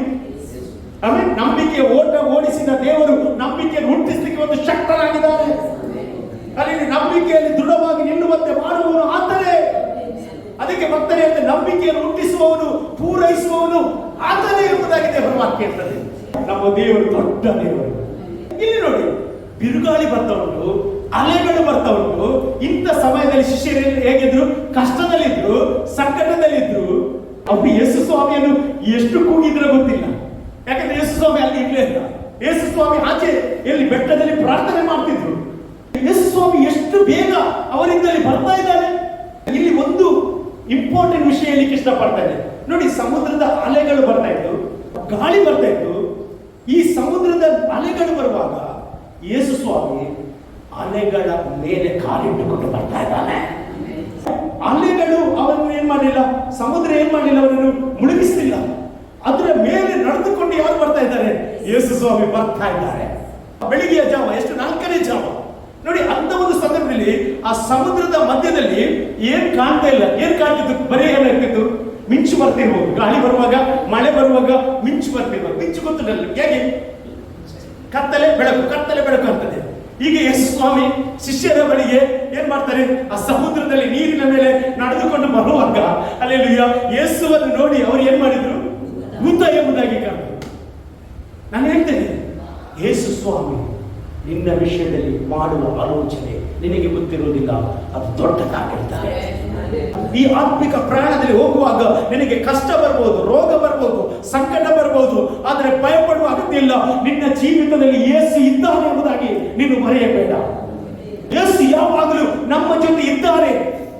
ಹಲ್ಲೆಲೂಯಾ. ನೀವು ಮತ್ತೆ ಬರೆಸುವ 28ನೇ ಕೊನೆಯ ವಾಕ್ಯದಲ್ಲಿ ನಾವು ನೋಡ್ತೇವೆ, ಯುಗದ ಸಮಾಪ್ತಿಯವರೆಗೂ ಎಲ್ಲ ದಿವಸ ನಾನು ನಿಮ್ಮ ಸಂಗಡ ಇದ್ದೇನೆ ಎಂಬುದಾಗಿ ದೇವರು ವಾಗ್ದಾನ ಮಾಡಿದ್ದಾನೆ. ಇವತ್ತು ಎಷ್ಟು ಜನ ನಂಬ್ತೀನಿ? ಯೇಸು ನನ್ನ ಜೊತೆ ಇದ್ದಾನೆ. ಹೇಳ್ರಿ, ಯೇಸು ನನ್ನ ಜೊತೆ ಇದ್ದಾನೆ. ಯೇಸು ನನ್ನ ಜೊತೆ ಇರುವುದರಿಂದ ನಾನು ಭಯಪಡುವುದಿಲ್ಲ. ಅಲ್ಲಿ ಬಿರುಗಾಳಿ ಬರಲಿ, ಅಲೆಗಳು ಬರಲಿ, ಅಲ್ಲಿ ಸಮಸ್ಯೆಗಳು ಏನೇ ಬರಲಿ, ನನ್ನ ದೇವರು ನಾನು ಕೂಗುವಾಗ ನನ್ನ ಬಳಿಗೆ ಬಂದು ನನ್ನ ಬಿಡಿಸುವ ದೇವರಾಗಿದ್ದಾನೆ. ದೇವರ ವಾಕ್ಯ ಇರ್ತದೆ. ನೀವು ನೋಡಿ, 116 ಕೀರ್ತನೆಯಲ್ಲಿ ನಾವು ನೋಡುವುದಾದ್ರೆ ಅಲ್ಲಿ ಹೀಗೆ ಬರೆಯಲ್ಪಟ್ಟಿದೆ ಅಂತಂದ್ರೆ, ಮೃತ್ಯು ಪಾಶಗಳು ನನ್ನನ್ನು ಸುತ್ತಿಕೊಂಡಿದ್ದವು, ಪಾತಾಳ ವೇದನೆ ನನಗೆ ಅಂಟಿಕೊಂಡಿದ್ದವು. ಇಂಥ ಒಂದು ಕಷ್ಟದ ಸಮಯದಲ್ಲಿ ನನ್ನ ದೇವರಿಗೆ ಮೊರೆ ಇಟ್ಟೆನು. ಇವತ್ತು ದೇವರ ಮಕ್ಕಳೇ, ನಿನ್ನ ಜೀವಿತದಲ್ಲಿ ಕಷ್ಟ ಬರ್ತದೆ, ಸಂಕಟ ಬರ್ತದೆ, ಪಾತಾಳ ವೇದನೆ ಬರ್ತದೆ. ಈ ಪಾತಾಳ ವೇದನೆಯಲ್ಲಿ ನೀನು ಆತನನ್ನು ಕರೆಯುವುದಾದರೆ, ಆತನನ್ನು ಕೂಗುವುದಾದರೆ, ನಿನ್ನ ಸಮೀಪಕ್ಕೆ ಬಂದು ನಿನ್ನನ್ನು ಬಿಡುಗಡೆ ಮಾಡುವ ದೇವರಾಗಿದ್ದಾನೆ. ಸತ್ಯವೇದದಲ್ಲಿ ಅನೇಕ ಭಕ್ತರು ಕಷ್ಟದಲ್ಲಿ ಹೋಗುವಾಗ ದೇವರು ಅವರ ಬಳಿಗೆ ಬಂದು ಅವರನ್ನು ಬಿಡುಗಡೆ ಮಾಡಿದ. ಹಿಜ್ಕೀಯನ ಬಗ್ಗೆ ನಾವು ಆಲ್ರೆಡಿ ಕಲ್ತಿದ್ದೇವೆ. ಹಿಜ್ಕೀಯನು ಮರಣಕರ ವ್ಯಾಧಿಗೆ ಬಂದಾಗ ಅವನು ದೇವರನ್ನು ಕೂಗಿದ.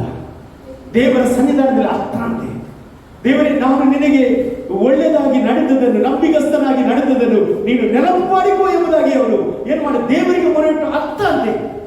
ಅವನ ಒಂದು ಕಣ್ಣೀರು ಬಿದ್ದದ್ದು ಸರಿ, ದೇವರು ಸುಮ್ಮನೆ ಇರಲಿಲ್ಲ. ದೇವರು ಕೂಡಲೇ ಅವ್ರಿಗೆ ಹೇಳ್ತಾ ಇದ್ದಾನೆ, ನಿನ್ನ ಪ್ರಾರ್ಥನೆಯನ್ನು ನಾನು ಕೇಳಿದ್ದೇನೆ. ಇವತ್ತು ಹೇಳ್ತಾರೆ ದೇವರು, ನಿನ್ನ ಪ್ರಾರ್ಥನೆ ನಾನು ಕೇಳಿದ್ದೇನೆ. ನೀನು ಕಷ್ಟದಲ್ಲಿ ಕೂಗಿದ ಕೂಗನ್ನು ನಾನು ಕೇಳಿದ್ದೇನೆ.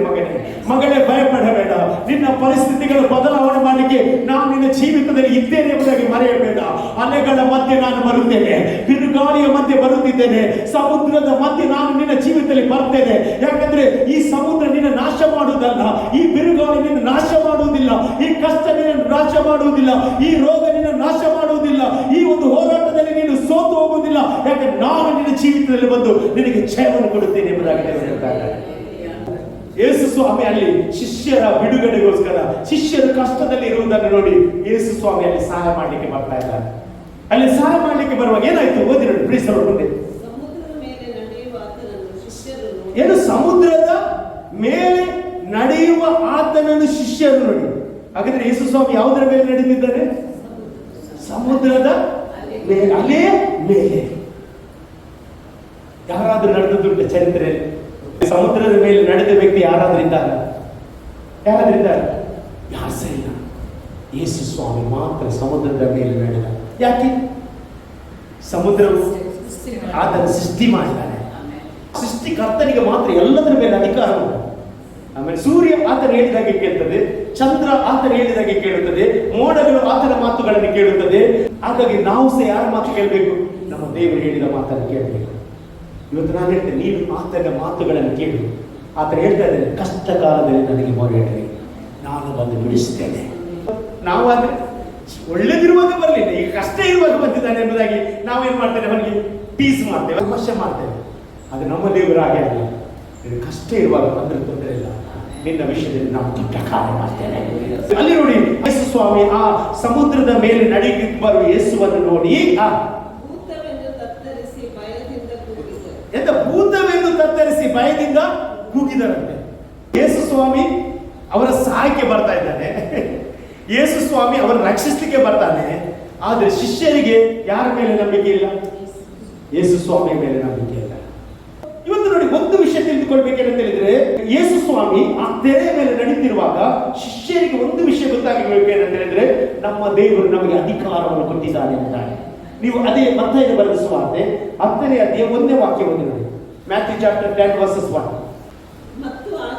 ಮತ್ತು ಆತನು ತನ್ನ 12 ಮಂದಿ ಶಿಷ್ಯರನ್ನು ಹತ್ತಿರಕ್ಕೆ ಕರೆದು ದೆವ್ವಗಳನ್ನು ಬಿಡಿಸಕ್ಕೂ, ಎಲ್ಲಾ ತರದ ರೋಗಗಳನ್ನು, ಎಲ್ಲಾ ತರದ ಬೇನೆಗಳನ್ನು ವಾಸಿ ಮಾಡಬೇಕು ಅವರಿಗೆ ಅಧಿಕಾರ ಕೊಟ್ಟರು. ಇಲ್ಲಿ ನೋಡಿ, ಈ 12 ಮಂದಿಗೆ ಏನ್ ಮಾಡಿದಾನೆ ದೇವರು? ಏನ್ ಕೊಟ್ಟಿದ್ದಾನೆ? ಅಧಿಕಾರ ಕೊಟ್ಟಿದ್ದಾನೆ. ಎಲ್ಲದರ ಮೇಲೆ ಅಧಿಕಾರ ಯಾರಿಗೆ ಉಂಟು? ಈಗ ಶಿಷ್ಯರಿಗೆ ಉಂಟು, ಹೌದಲ್ಲ? ಅಧಿಕಾರ ಯಾರು ಕೊಟ್ಟಿದ್ದಾರೆ? ಯೇಸು ಸ್ವಾಮಿ ಕೊಟ್ಟಿದ್ದಾರೆ. ಈಗ ಯೇಸುವಿಗಿದ್ದ ಅಧಿಕಾರ ಯಾರಿಗೆ ಕೊಟ್ಟು? ಯೇಸು ಸಮುದ್ರದ ಮೇಲೆ ನಡೆದುಕೊಂಡು ಬಂದ್ರೆ ಇವರಿಗೆ ಸೇರ್ ಮಾಡಬಹುದಿತ್ತು, ನಡೆಯಬಹುದಿತ್ತು, ಅಧಿಕಾರ ಇತ್ತು. ಆದ್ರೆ ಅವರು ಏನ್ ಮಾಡಿದ್ರು? ಅವರ ತಪ್ಪಿಸಿ ಆ ಭಯದಲ್ಲಿ ಅವರ ಅಧಿಕಾರವನ್ನು ಸಹ ಮರೆತು ಬಿಟ್ಟರು. ನಾವು ಸಹ ಹಾಗೆ ಕೆಲವೊಂದು ಸಲ ನಮ್ಗೆಲ್ಲ ವಾಕ್ಯ ಗೊತ್ತುಂಟು, ಆದ್ರೂ ಸಹ ಭಯ ಬರುವಾಗ ನಾವು ಎಲ್ಲವನ್ನು ಮರೆತು ಬಿಡ್ತೇವೆ. ನೋಡಿ, ಈ ಒಂದು ಸಂದರ್ಭದಲ್ಲಿ ಅವರು ಬಾಯಿನಿಂದ ತತ್ತರಿಸಿ ಯೇಸುವಿನ ಬದಲು ಏನ್ ಹೇಳ್ತಾರೆ? ಯೇಸು ಸ್ವಾಮಿಯ ಬದಲು ಅದು ಭೂತ ಎಂಬುದಾಗಿ ಕರೆಯುತ್ತಿದ್ದಾರಂತೆ. ಮತ್ತೆ ಕೂಡಲೇ ಯೇಸು ಮಾತನಾಡಿ ಅವರಿಗೆ ಧೈರ್ಯವಾಗಿರಿ, ನಾನು ನೋಡಿ. ಕೂಡಲೇ ಯೇಸು ಸ್ವಾಮಿ ಅವರನ್ನು ಕಂಫರ್ಟ್ ಮಾಡ್ಲಿಕ್ಕೆ, ಅವರಿನ್ನು ಭಯದಲ್ಲಿ ಏನಾದ್ರು ಎದುರಿ ಏನಾದ್ರು ತೊಂದರೆ ಆಗ್ತದೆ ಅಂತ ಹೇಳಿ ಯೇಸು ಸ್ವಾಮಿ ಕೂಡಲೇ ಹೇಳ್ತಾ ಇದ್ದಾರೆ, ಹೆದರಬೇಡ್ರಿ, ನಾನು. ಎಷ್ಟು ಒಳ್ಳೆ ಸ್ವಭಾವ ಅಲ್ಲ ದೇವರದ್ದು. ನ್ಯೂಸ್ ನೋಡಿ, ಮನೆಯಲ್ಲಿ ಯಾರಾದ್ರೂ ಒಬ್ಬರಿರುವಾಗ ಎಲ್ಲ ಹೋಗಿ ಮುಡುವಾಗ ಅವರೇನಾದ್ರು ಹೆದರಿಗೆ ಮಾಡಿದ್ರೆ ನೀವೇನ್ ಹೇಳ್ತೀರಿ? ಕೂಡಲೇ ನಾವು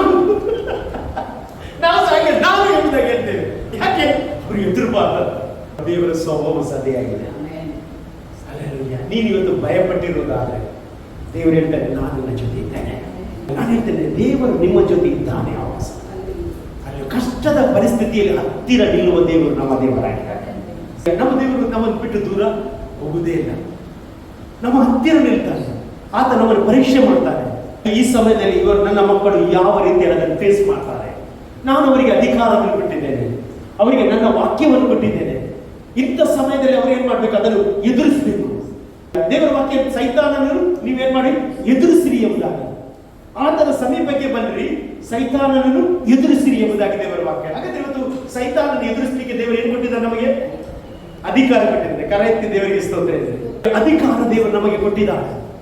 ನಾವೊಂದು ಮಾತು ಹೇಳಿದ್ರೆ ಏನಾಗ್ತದೆ, ಅದು ಕೇಳ್ತದೆ ಆದ್ರೆ ನಮಗೆ ಸಂಶಯ, ನಮಗೇನು ಸಂಶಯ, ನಮ್ಮ ಮಾತುಗಳನ್ನು ಕೇಳುವುದಿಲ್ಲ, ನಮ್ಮ ಪ್ರಾರ್ಥನೆ ಕೇಳುವುದಿಲ್ಲ. ಇವತ್ತು ನಿಮ್ಮ ಪ್ರಾರ್ಥನೆ ದೇವರು ಕೇಳುತ್ತಾನೆ. ನಿಮ್ಮ ಪ್ರಾರ್ಥನೆ ಬಲವುಳ್ಳದಾಗಿದೆ, ನಿಮ್ಮ ಪ್ರಾರ್ಥನೆ ಶಕ್ತಿಯಿಂದ ಕೂಡಿದೆ. ಐಗುಪ್ತ ದೇಶದಲ್ಲಿ ಇಸ್ರೇಲ್ ಇರುವಾಗ ಅವರ ಕೂಗು ಯಾರಿಗೆ ಕೇಳಿದಂತೆ, ದೇವರಿಗೆ ಕೇಳಿದಂತೆ. ಐಗುಪ್ತದಲ್ಲಿ ಅವರು ಬಿಟ್ಟಿ ಕೆಲಸ ಮಾಡ್ತಿದ್ರು, ಅವರು ಮಾಟ ಮಂತ್ರ ಬಂಧನದಿಂದ ಅವರು ಕಷ್ಟಪಡ್ತಾ ಇದ್ರು. ಆ ಕೂಗು ಕೇಳಿ ದೇವರು ಏನ್ ಹೇಳ್ತಾರೆ, ಮೋಶೆಯನ್ನು ಕರೆದು ಹೇಳ್ತಾರೆ, ಮೋಶೆ ಐಗುಪ್ತದಲ್ಲಿ ನನ್ನ ಜನರು ಕೂಗ್ತಾ ಇದ್ದಾರೆ, ನೀನು ಹೋಗಿ ಅವರನ್ನು ಏನ್ ಮಾಡ್ಬೇಕು, ಬಿಡುಗಡೆ ಮಾಡಿ ತರಬೇಕು ಎಂಬುದಾಗಿ ಹೇಳ್ತಾ ಇದ್ದಾರೆ. ಆಗ ಮೋಶೆ ಹೋಗುವಾಗ ಮೋಶೆ ಒಂದು ಪ್ರಶ್ನೆ ಕೇಳ್ತಾ ಇದ್ದಾನೆ. ನೀವು ವಿಮೋಚನಕಾಂಡ ಪುಸ್ತಕ 3ನೇ ಅಧ್ಯಾಯದಲ್ಲಿ ನಾವು ನೋಡುವುದಾದ್ರೆ, ಅದರಲ್ಲಿ 14ನೇ ವಾಕ್ಯದಲ್ಲಿ ನಾವು ನೋಡುವುದಾದ್ರೆ, ಎಕ್ಸೋಡಸ್ ಚಾಪ್ಟರ್ 3 ವರ್ಸಸ್ 14 ಅಲ್ಲಿ ನಾವು ನೋಡ್ತೇವೆ, ಫರೋನ ಕೇಳಿದ್ರೆ ನನ್ನನ್ನು ಯಾರು ಕಳಿಸಿದಂತ ಹೇಳಿದ್ರೆ ಅವ್ರು ಹೇಳುವ ಮಾತೊಂದು ಸುಂದರವಾದ ಮಾತಲ್ಲಿ ಉಂಟು. ದೇವರು ಅವನಿಗೆ ಇರುವಾತನೇ ಆಗಿದ್ದಾನೆ. ನೀನು ಇಸ್ರಾಯೇಲರಿಗೆ ಇರುವಾತನೆಂಬವನು ನನ್ನನ್ನು ನಿಮ್ಮ ಬಳಿಗೆ ಕಳಿಸಿದ್ದಾನೆ. ಇಂಗ್ಲಿಷ್ ನಲ್ಲಿ ಬಹಳ ಚಂದವಾಗಿದೆ, ಓದಿರೋ. I am who I am. And he said, thus you shall say to the children of Israel, I am has sent me to you. ನೋಡಿ, ಇಲ್ಲಿ ನಾನಾಗಿರುವ ಆತನೇ, ನಾನು ಎಂಬ ಆತನು. ಇಲ್ಲಿ ಇವರಿಗೆ ಸೇನೆ ಹೇಳಿದ್ರು, ನಾನು ಹೆದರಬೇಡ್ರಿ, ನಾನು.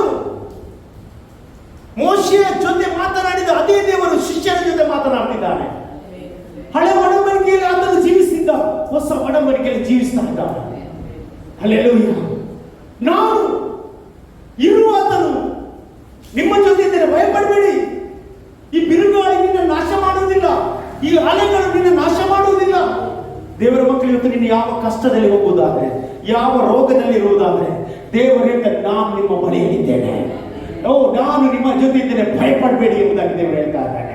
ದೇವರ ಸ್ವಭಾವ ಏನಂತ ಹೇಳಿದ್ರೆ, ನಾನು ನಿನ್ನ ಜೊತೆ ಇದ್ದೇನೆ ಎಂಬುದಾಗಿ, ಅಲ್ಲಿ ಇರುವಾತನು ಇದ್ದೇನೆ ಎಂಬುದಾಗಿ ಕಳಿಸ್ತಾನೆ ಎಂಬುದಾಗಿ ದೇವರಲ್ಲಿ ಹೇಳ್ತಾ ಇದ್ದಾರೆ. ನೀವು ನೋಡಿ, ಯೋಹಾನನ ಬರೆದ ಸುವಾರ್ತೆ 8ನೇ ಅಧ್ಯಾಯ 48ನೇ ವಾಕ್ಯವನ್ನು ನೀವು ಓದುವುದಾದ್ರೆ, ಜಾನ್ ಚಾಪ್ಟರ್ 8 ವರ್ಸಸ್ 48.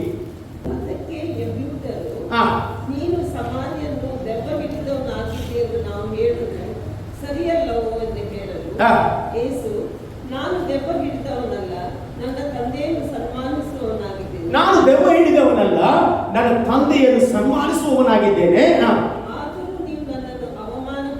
ಆದರೂ ನೀವು ನನ್ನನ್ನು ಏನು ಮಾಡ್ತೀರಿ, ಅವಮಾನ ಪಡಿಸ್ತಾ ಇದ್ದೀರಿ. ನೋಡಿ, ಯೇಸು ಸ್ವಾಮಿಯನ್ನು ಅವರು ತಿಳಿದುಕೊಳ್ಳಲಿಲ್ಲ. ಶಾಸ್ತ್ರಿಗಳು, ಫರಿಸಾಯರು ಯೇಸುವಿನ ವಿರುದ್ಧವಾಗಿ ಮಾತನಾಡಿದರು. ಅಂತ ಒಂದು ಸಂದರ್ಭದಲ್ಲಿ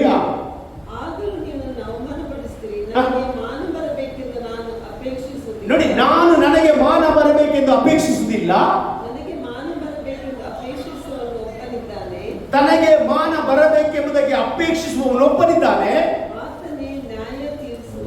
ಆತನೇ ನ್ಯಾಯ ತೀರಿಸುವವನಾಗಿದ್ದಾನೆ. ಹಲ್ಲೆಲೂಯಾ. ಹಾಗಾದ್ರೆ ನಮ್ಮ ದೇವರು ಮಾನ ಪ್ರಭಾವಕ್ಕೆ ಯೋಗ್ಯನಾದ ದೇವರಾಗಿದ್ದಾನೆ.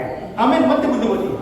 ನಿಮಗೆ ನಿಜ ನಿಜವಾಗಿ ಹೇಳುತ್ತೇನೆ, ಯಾವನಾದ್ರೂ ನನ್ನ ವಾಕ್ಯವನ್ನು ಕೈಗೊಂಡು ನಡೆದರೆ ಅವನು ಎಂದಿಗೂ ಸಾವನ್ನು ಕಾಣುವುದಿಲ್ಲ. ಯಾರು ದೇವರ ವಾಕ್ಯವನ್ನು ಕೈಗೊಂಡು ನಡೆಯುತ್ತಾರೆ ಅವನು ಎಂದಿಗೂ ಸಾವನ್ನು ಕಾಣುವುದೇ ಇಲ್ಲ. ಅದಕ್ಕೆ ಯೆಹೂದ್ಯರು, ನೀನು ದೆವ್ವ ಹಿಡಿದವನೆಂದು ಈಗ ನಮಗೆ ತಿಳಿದಿದೆ.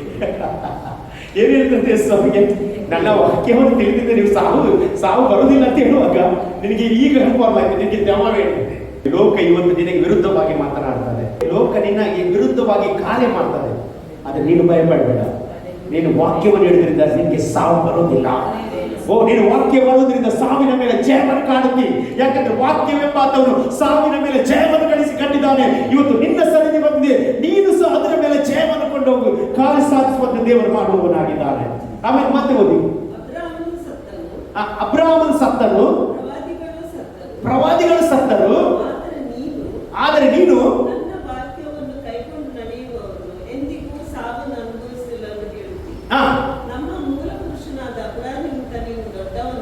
ನಮ್ಮ ಮೂಲ ಪುರುಷನಾದ ಅಬ್ರಾಹ್ಮನಿಗಿಂತ ನೀನು ದೊಡ್ಡವನು. ಅವನು ಸತ್ತು ಹೋದನು, ಪ್ರವಾದಿಗಳು ಸತ್ತು ಹೋದರು. ಅವನು ಸತ್ತು ಹೋದರು, ಅವನ ಪ್ರವಾದಿಗಳು ಸತ್ತು ಹೋದ್ರು. ನಿನ್ನನ್ನು ಯಾರಂತ ಮಾಡಿಕೊಳ್ಳಿತಿ ನಿನ್ನನ್ನು ಏನಂತ ಮಾಡಿಕೊಳ್ತೀನಿ ನೀನು ಹೇಳಲು ಯೇಸು ಎಂದು ಹೇಳಲು ಯೇಸು, ನನ್ನನ್ನು ನಾನೇ ಮಹಿಮೆ ಪಡಿಸಿಕೊಂಡರೆ ಆ. ನನ್ನ ಮಹಿಮೆ ಹುರುಳಿಲ್ಲದು. ಆ, ನನ್ನನ್ನು ಮಹಿಮೆ ಪಡಿಸುವವನು ನನ್ನ ತಂದೆ. ಆ, ನೀವು ಆತನನ್ನು ನಮ್ಮ ದೇವರು ಅನ್ನುತ್ತೀರಿ. ನೀವು ಆತನನ್ನು ನಮ್ಮ ದೇವರು ಎಂಬುದಾಗಿ ಹೇಳ್ತೀರಿ. ಆತನು ನೀವು ಆತನನ್ನು ತಿಳಿಯದೇ ಇದ್ದೀರಿ. ಆ, ನಾನಂತೂ ಆತನನ್ನು ಬಲ್ಲೆನು, ಆ. ಆತನನ್ನು ಅರಿಯನೆಂದು ಹೇಳಿದರೆ ಆ. ನಿಮ್ಮ ಹಾಗೆ ಸುಳ್ಳುಗಾರನಾಗುವೆ. ಆತನನ್ನು ತಿಳಿದಿದ್ದೇನೆ, ಆತನ ವಾಕ್ಯವನ್ನು ಕೈಕೊಂಡು ನಡೆಯುತ್ತೇನೆ. ಆ. ನಿಮ್ಮ ಮೂಲ ಪುರುಷನಾದ ಅಬ್ರಾಹ್ಮನು ನನ್ನ ದಿನವನ್ನು ತಾನು ನೋಡೆನೆಂದು ಅಲ್ಲಿ ನೋಡಿ, ನಿಮ್ಮ ಮೂಲ ಪುರುಷನಾದ ಅಬ್ರಾಹ್ಮನು ನನ್ನ ದಿನವನ್ನು ತಾನು ನೋಡೆನೆಂದು ಉಲ್ಲಾಸ ಪಟ್ಟನಂತೆ. ಮತ್ತೆ ಅದನ್ನು ನೋಡಿ ಸಂತೋಷಗೊಂಡನಂತೆ. ಅದನ್ನು ನೋಡಿ ಸಂತೋಷಪಟ್ಟನ. ಅದಕ್ಕೆ ಎನ್ನುವುದರು, ಆ. ನಿನಗೆ ಇನ್ನೂ 50 ವರ್ಷವಾಗಿಲ್ಲ, ಆ. ಅಬ್ರಾಹ್ಮನನ್ನು ನೋಡಿದೀಯಾ? ಆ. ಅಂದಾಗ ಯೇಸು, ನಿಮಗೆ ನಿಜ ನಿಜವಾಗಿ ಹೇಳುತ್ತೇನೆ, ಆ. ಅಬ್ರಾಹ್ಮ ಹುಟ್ಟುವುದಕ್ಕಿಂತ ಮುಂಚಿನಿಂದಲೂ ನಾನಿದ್ದೇನೆ. Amen, hallelujah, praise the Lord. Yesu ಸ್ವಾಮಿ ಹೇಳ್ತಾರೆ, ಅಬ್ರಾಹ್ಮ ಹುಟ್ಟುವುದಕ್ಕಿಂತ ಮುಂಚಿನಿಂದಲೂ ನಾನು ಇದ್ದೇನೆ. ನೋಡಿ, ನಾನು ಎಂಬವನ ಬಗ್ಗೆ ನಾನು ಇಲ್ಲಿ ಇಷ್ಟಪಡ್ತೇನೆ. ನಾನು ಇರುವ ಆತನು ಅವನು ಮೊದಲು ಸೇರಿದ, ಈಗ ಶಿಷ್ಯರ ಬಳಿ ಅವನಿದ್ದಾನೆ. ಇವತ್ತು ನಾನು ನಿಮ್ಮ ಜೀವಿತದಲ್ಲಿ ಸಿಗುತ್ತಿದ್ದಾನೆ. ಎಲ್ಲರೂ ನಾನು ಎಂಬಾತ ನನ್ನ ಬಳಿ ಇದ್ದಾನೆ. ಹೇಳ್ರಿ, ನಾನು ಎಂಬಾತ ನಮ್ಮ ಬಳಿಯಲ್ಲಿದ್ದಾನೆ.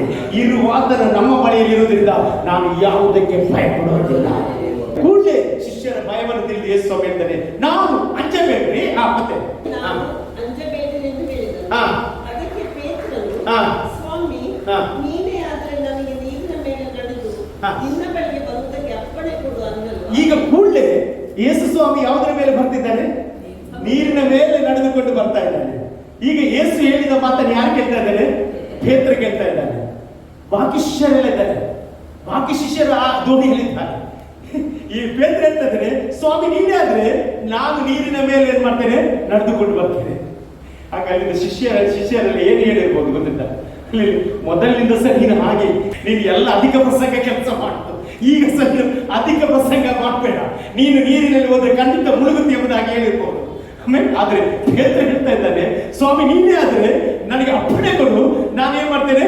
ನೀರಿನ ಮೇಲೆ ನಡೆಯುತ್ತೇನೆ ಎಂಬುದಾಗಿ ಹೇಳುವಾಗ ಯೇಸು ಏನ್ ಹೇಳಿದ? ಯೇಸು ಏನ್ ಹೇಳಿದ? ಬಾ. ಅಲ್ಲಿ ಯೇಸು ಬಾ. ಹಾಗಾದ್ರೆ ಯೇಸು ಸ್ವಾಮಿಗೆ ಆಸೆ ಏನು? ಯೇಸು ನಡೆದಾಗೆ ನಾವು ಸಹ ನಡೆಯಬೇಕು. ಯೇಸು ಅದ್ಭುತ ಮಾಡಿದಾಗೆ ನಾವು ಸಹ ಮಾಡಬೇಕು. ಅಲ್ಲಿ ಪ್ರೈಸ್ ಲಾರ್ಡ್. ಎಷ್ಟು ಜನ ನಂಬ್ತೇನೆ? ನಾನು ನಂಬ್ತೇನೆ. ಅಲ್ಲಿ ಈ ದಿನದಲ್ಲಿ ದೇವರು ಭಯಂಕರವಾದ ಅದ್ಭುತಗಳನ್ನು ಮಾಡುತ್ತಾರೆ. ಅಲ್ಲಿ ದೇವರು ಭಯಂಕರವಾದ ಮಾತುಕಾರ್ಯ ಮಾಡ್ತಾನೆ. ನಿನ್ನ ಮೂಲಕ ನನ್ನ ಮೂಲಕ ಆತನು ಮಾಡ್ಲಿಕ್ಕೆ ಇಷ್ಟಪಡ್ತಾನೆ. ನಾನು ಮಹಿಮೆ ಹೋಗುದಲ್ಲ, ನನ್ನ ದೇವರು ಮಹಿಮೆ ಹೋಗಬೇಕು, ನನ್ನ ದೇವರ ನಾವು ಮಹಿಮೆ ಆಗಬೇಕು. ಹಲ್ಲೆಲೂಯಾ. ಆಮೇಲೆ ಅಲ್ಲಿ ಕೂಡಲೇ ಪೇತ್ರನನ್ನು ಯೇಸು ಸ್ವಾಮಿ ಕರೀತಾನೆ. ಏನಂದ್ರೆ ಬಾ. ಹಾಗೇನಾಯ್ತು? ಆಗ ಪೇತ್ರನು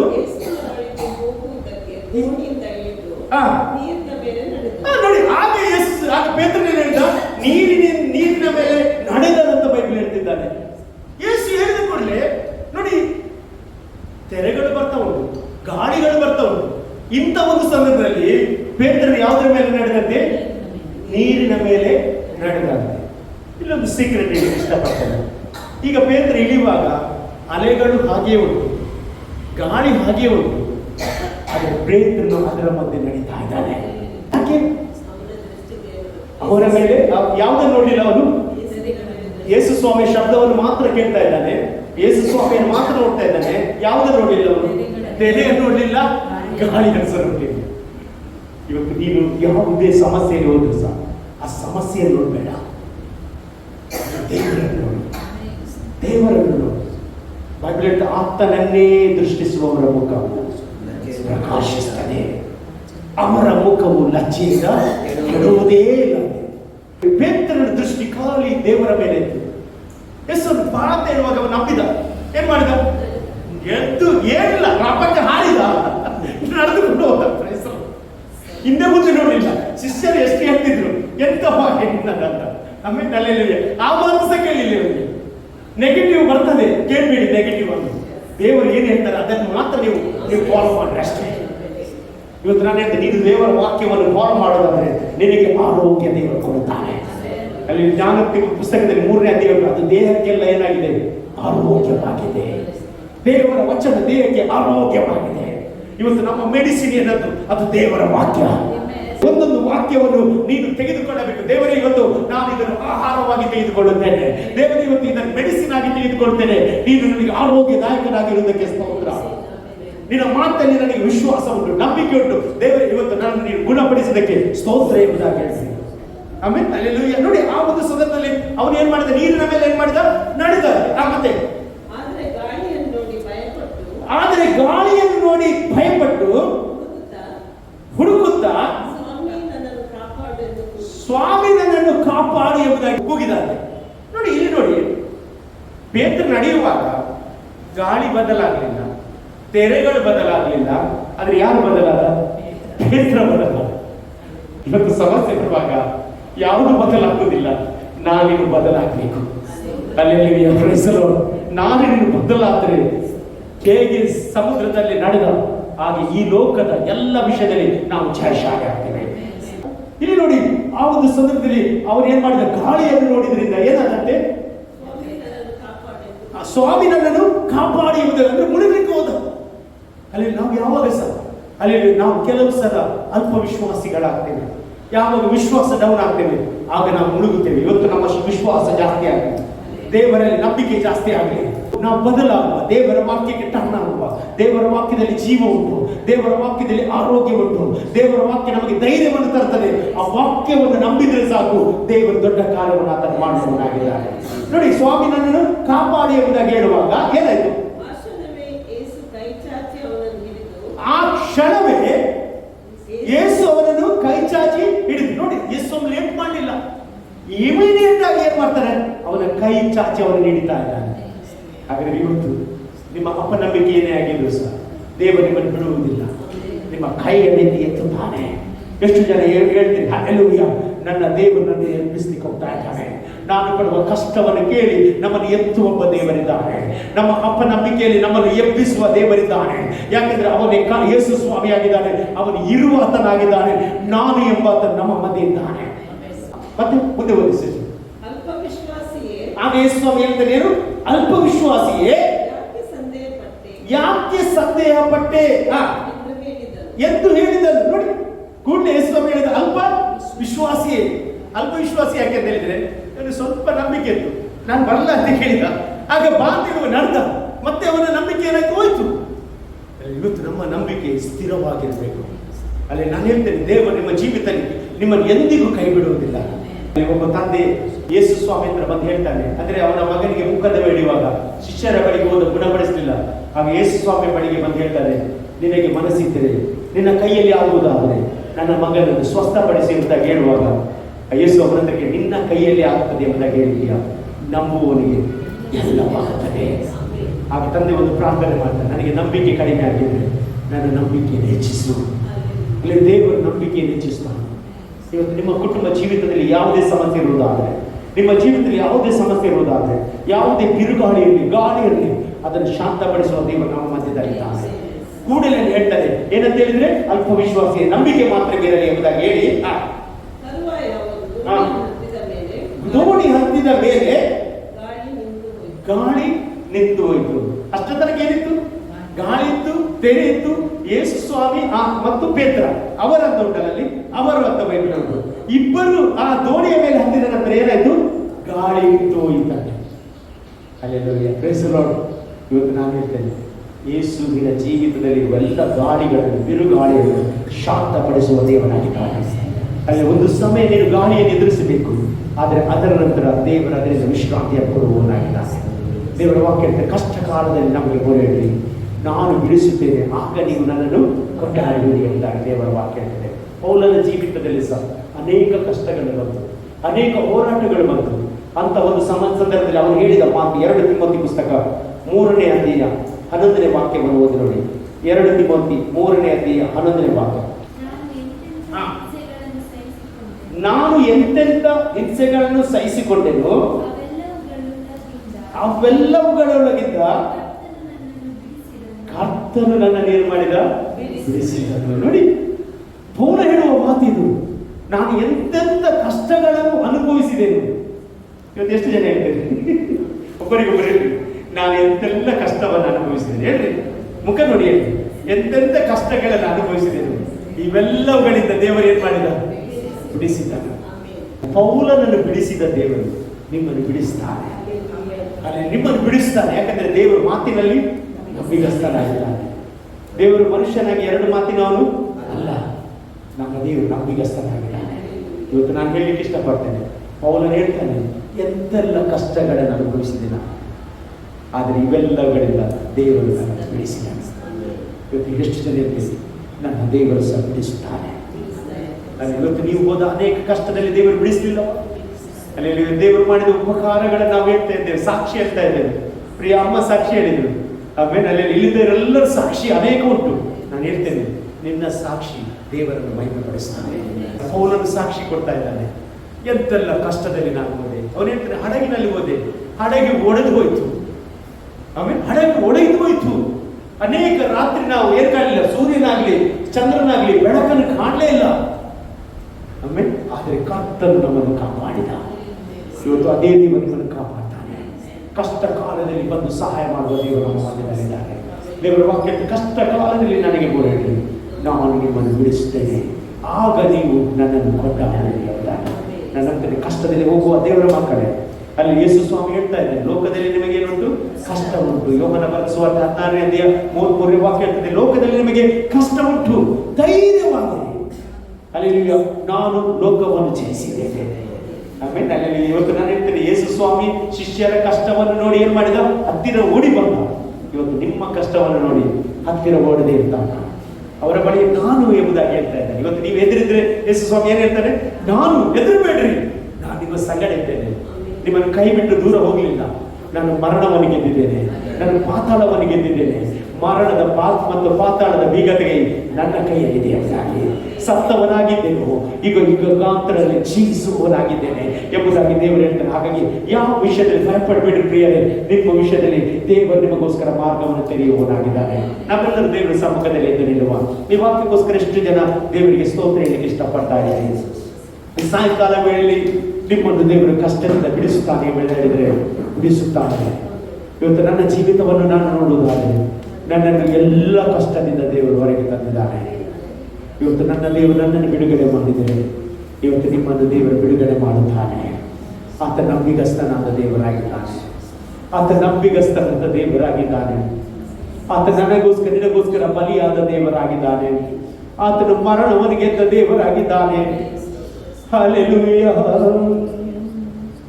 ಪರಿಶುದ್ಧರೇ ಪರಿಶುದ್ಧರೇ ನಿನ್ನನ್ನಾರಾಧಿಸುವೆ, ಸರ್ವಶಕ್ತರೇ ಸರ್ವವ್ಯಾಪಿಯೇ ನಿನ್ನನ್ನಾರಾಧಿಸುವೆ. ನನಗಾಗಿ ಬಲಿಯಾದವನೇ, ಮರಣವ ಗೆದ್ದವ ನಿನಗೆ ಆರಾಧನೆ. ನನಗಾಗಿ ಬಲಿಯಾದವನೇ ಆರಾಧನೆ.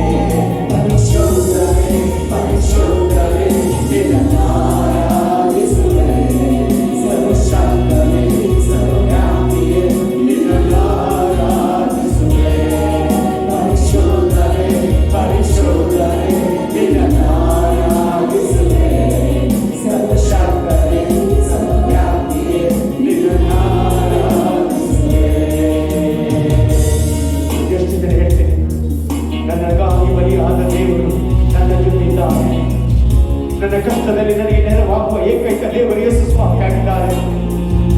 ಇವತ್ತು ಅನೇಕರ ಜೀವಿತ ನೋಡುವಾಗ ಇನ್ನು ಮುಗಿಯಿತು, ನನಗೆ ಯಾರು ಸಹಾಯ ಮಾಡಲಿಕ್ಕೆ ಶಕ್ತರಲ್ಲ ಎಂಬುದಾಗಿ ಒಟ್ಟಿಯಾಗಿ ಅಳುತ್ತಿರುವಾಗ ಅವರ ಸಹಾಯ ಮಾಡಿದ ದೇವರು ನಮ್ಮ ಮಧ್ಯದಲ್ಲಿದ್ದಾರೆ. ಹಾಗರಳು ಒಟ್ಟಿಯಾಗಿರುವಾಗ, ಹಾಗರಳು ಜೀವಿತದಲ್ಲಿ ಎಲ್ಲರೂ ಕೈ ಬಿಟ್ಟಿರುವಾಗ ಅವಳನ್ನು ಕಂಡು ಅವಳಿಗೆ ಸಹಾಯ ಮಾಡಿದ ದೇವರು ನಮ್ಮ ದೇವರಾಗಿದ್ದಾನೆ. ಶಿಷ್ಯರು ಆ ಬಿರುಗಾಳಿಯ ಮಧ್ಯದಲ್ಲಿ ಒದ್ದಾಡುವಾಗ ಅವರ ಬಳಿಗೆ ಓಡಿ ಬಂದು ಅವರಿಗೆ ಸಹಾಯ ಮಾಡಿದ ದೇವರು ನಮ್ಮ ದೇವರಾಗಿದ್ದಾನೆ. ಇವತ್ತು ನಿನ್ನ ಕಷ್ಟ ಎಷ್ಟೇ ದೊಡ್ಡದಾಗಿರಬಹುದು, ದೇವರು ಸಹಾಯ ಮಾಡುತ್ತಾನೆ.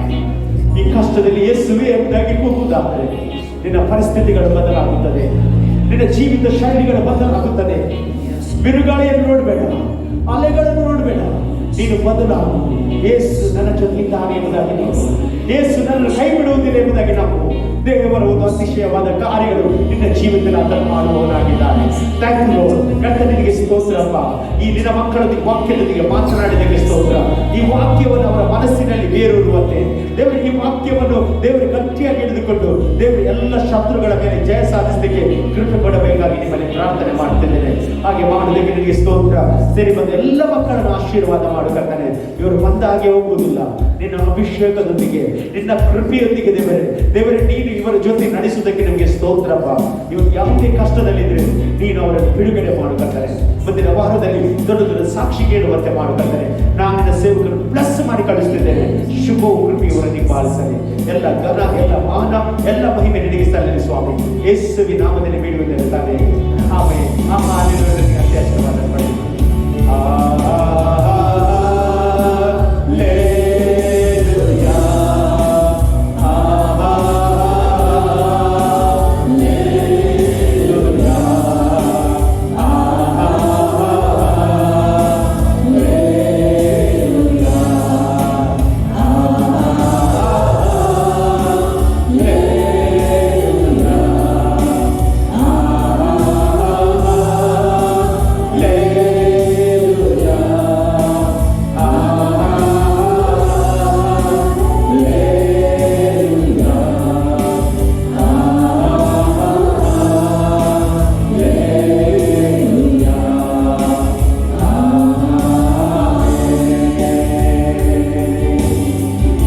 ಆಶೀರ್ವಾದವನ್ನು ಪಡೆದುಕೊಳ್ಳುವ ನಮ್ಮ ಕರ್ತನಾದ ಯೇಸು ಕ್ರಿಸ್ತನ ಕೃಪೆಯು, ತಂದೆಯಾದ ದೇವರ ಪ್ರೀತಿಯು, ಪರಿಶುದ್ಧಾತ್ಮನ ಅನ್ಯೋನ್ಯ ಸಹವಾಸ ಸೇರಿ ಬಂದ ಎಲ್ಲ ದೇವರ ಮಕ್ಕಳೊಂದಿಗೂ ಸಾರಲ್ಪಟ್ಟ ವಾಕ್ಯದೊಂದಿಗೂ ಲೋಕದ ನಂಬಿಗಸ್ತರೊಂದಿಗೂ ಇಂದಿನ ಕ್ರಿಸ್ತನ ಎರಡನೇ ಬರಲು ತನಕ ನಿತ್ಯ ನಿರಂತರವಾಗಿರಲಿ.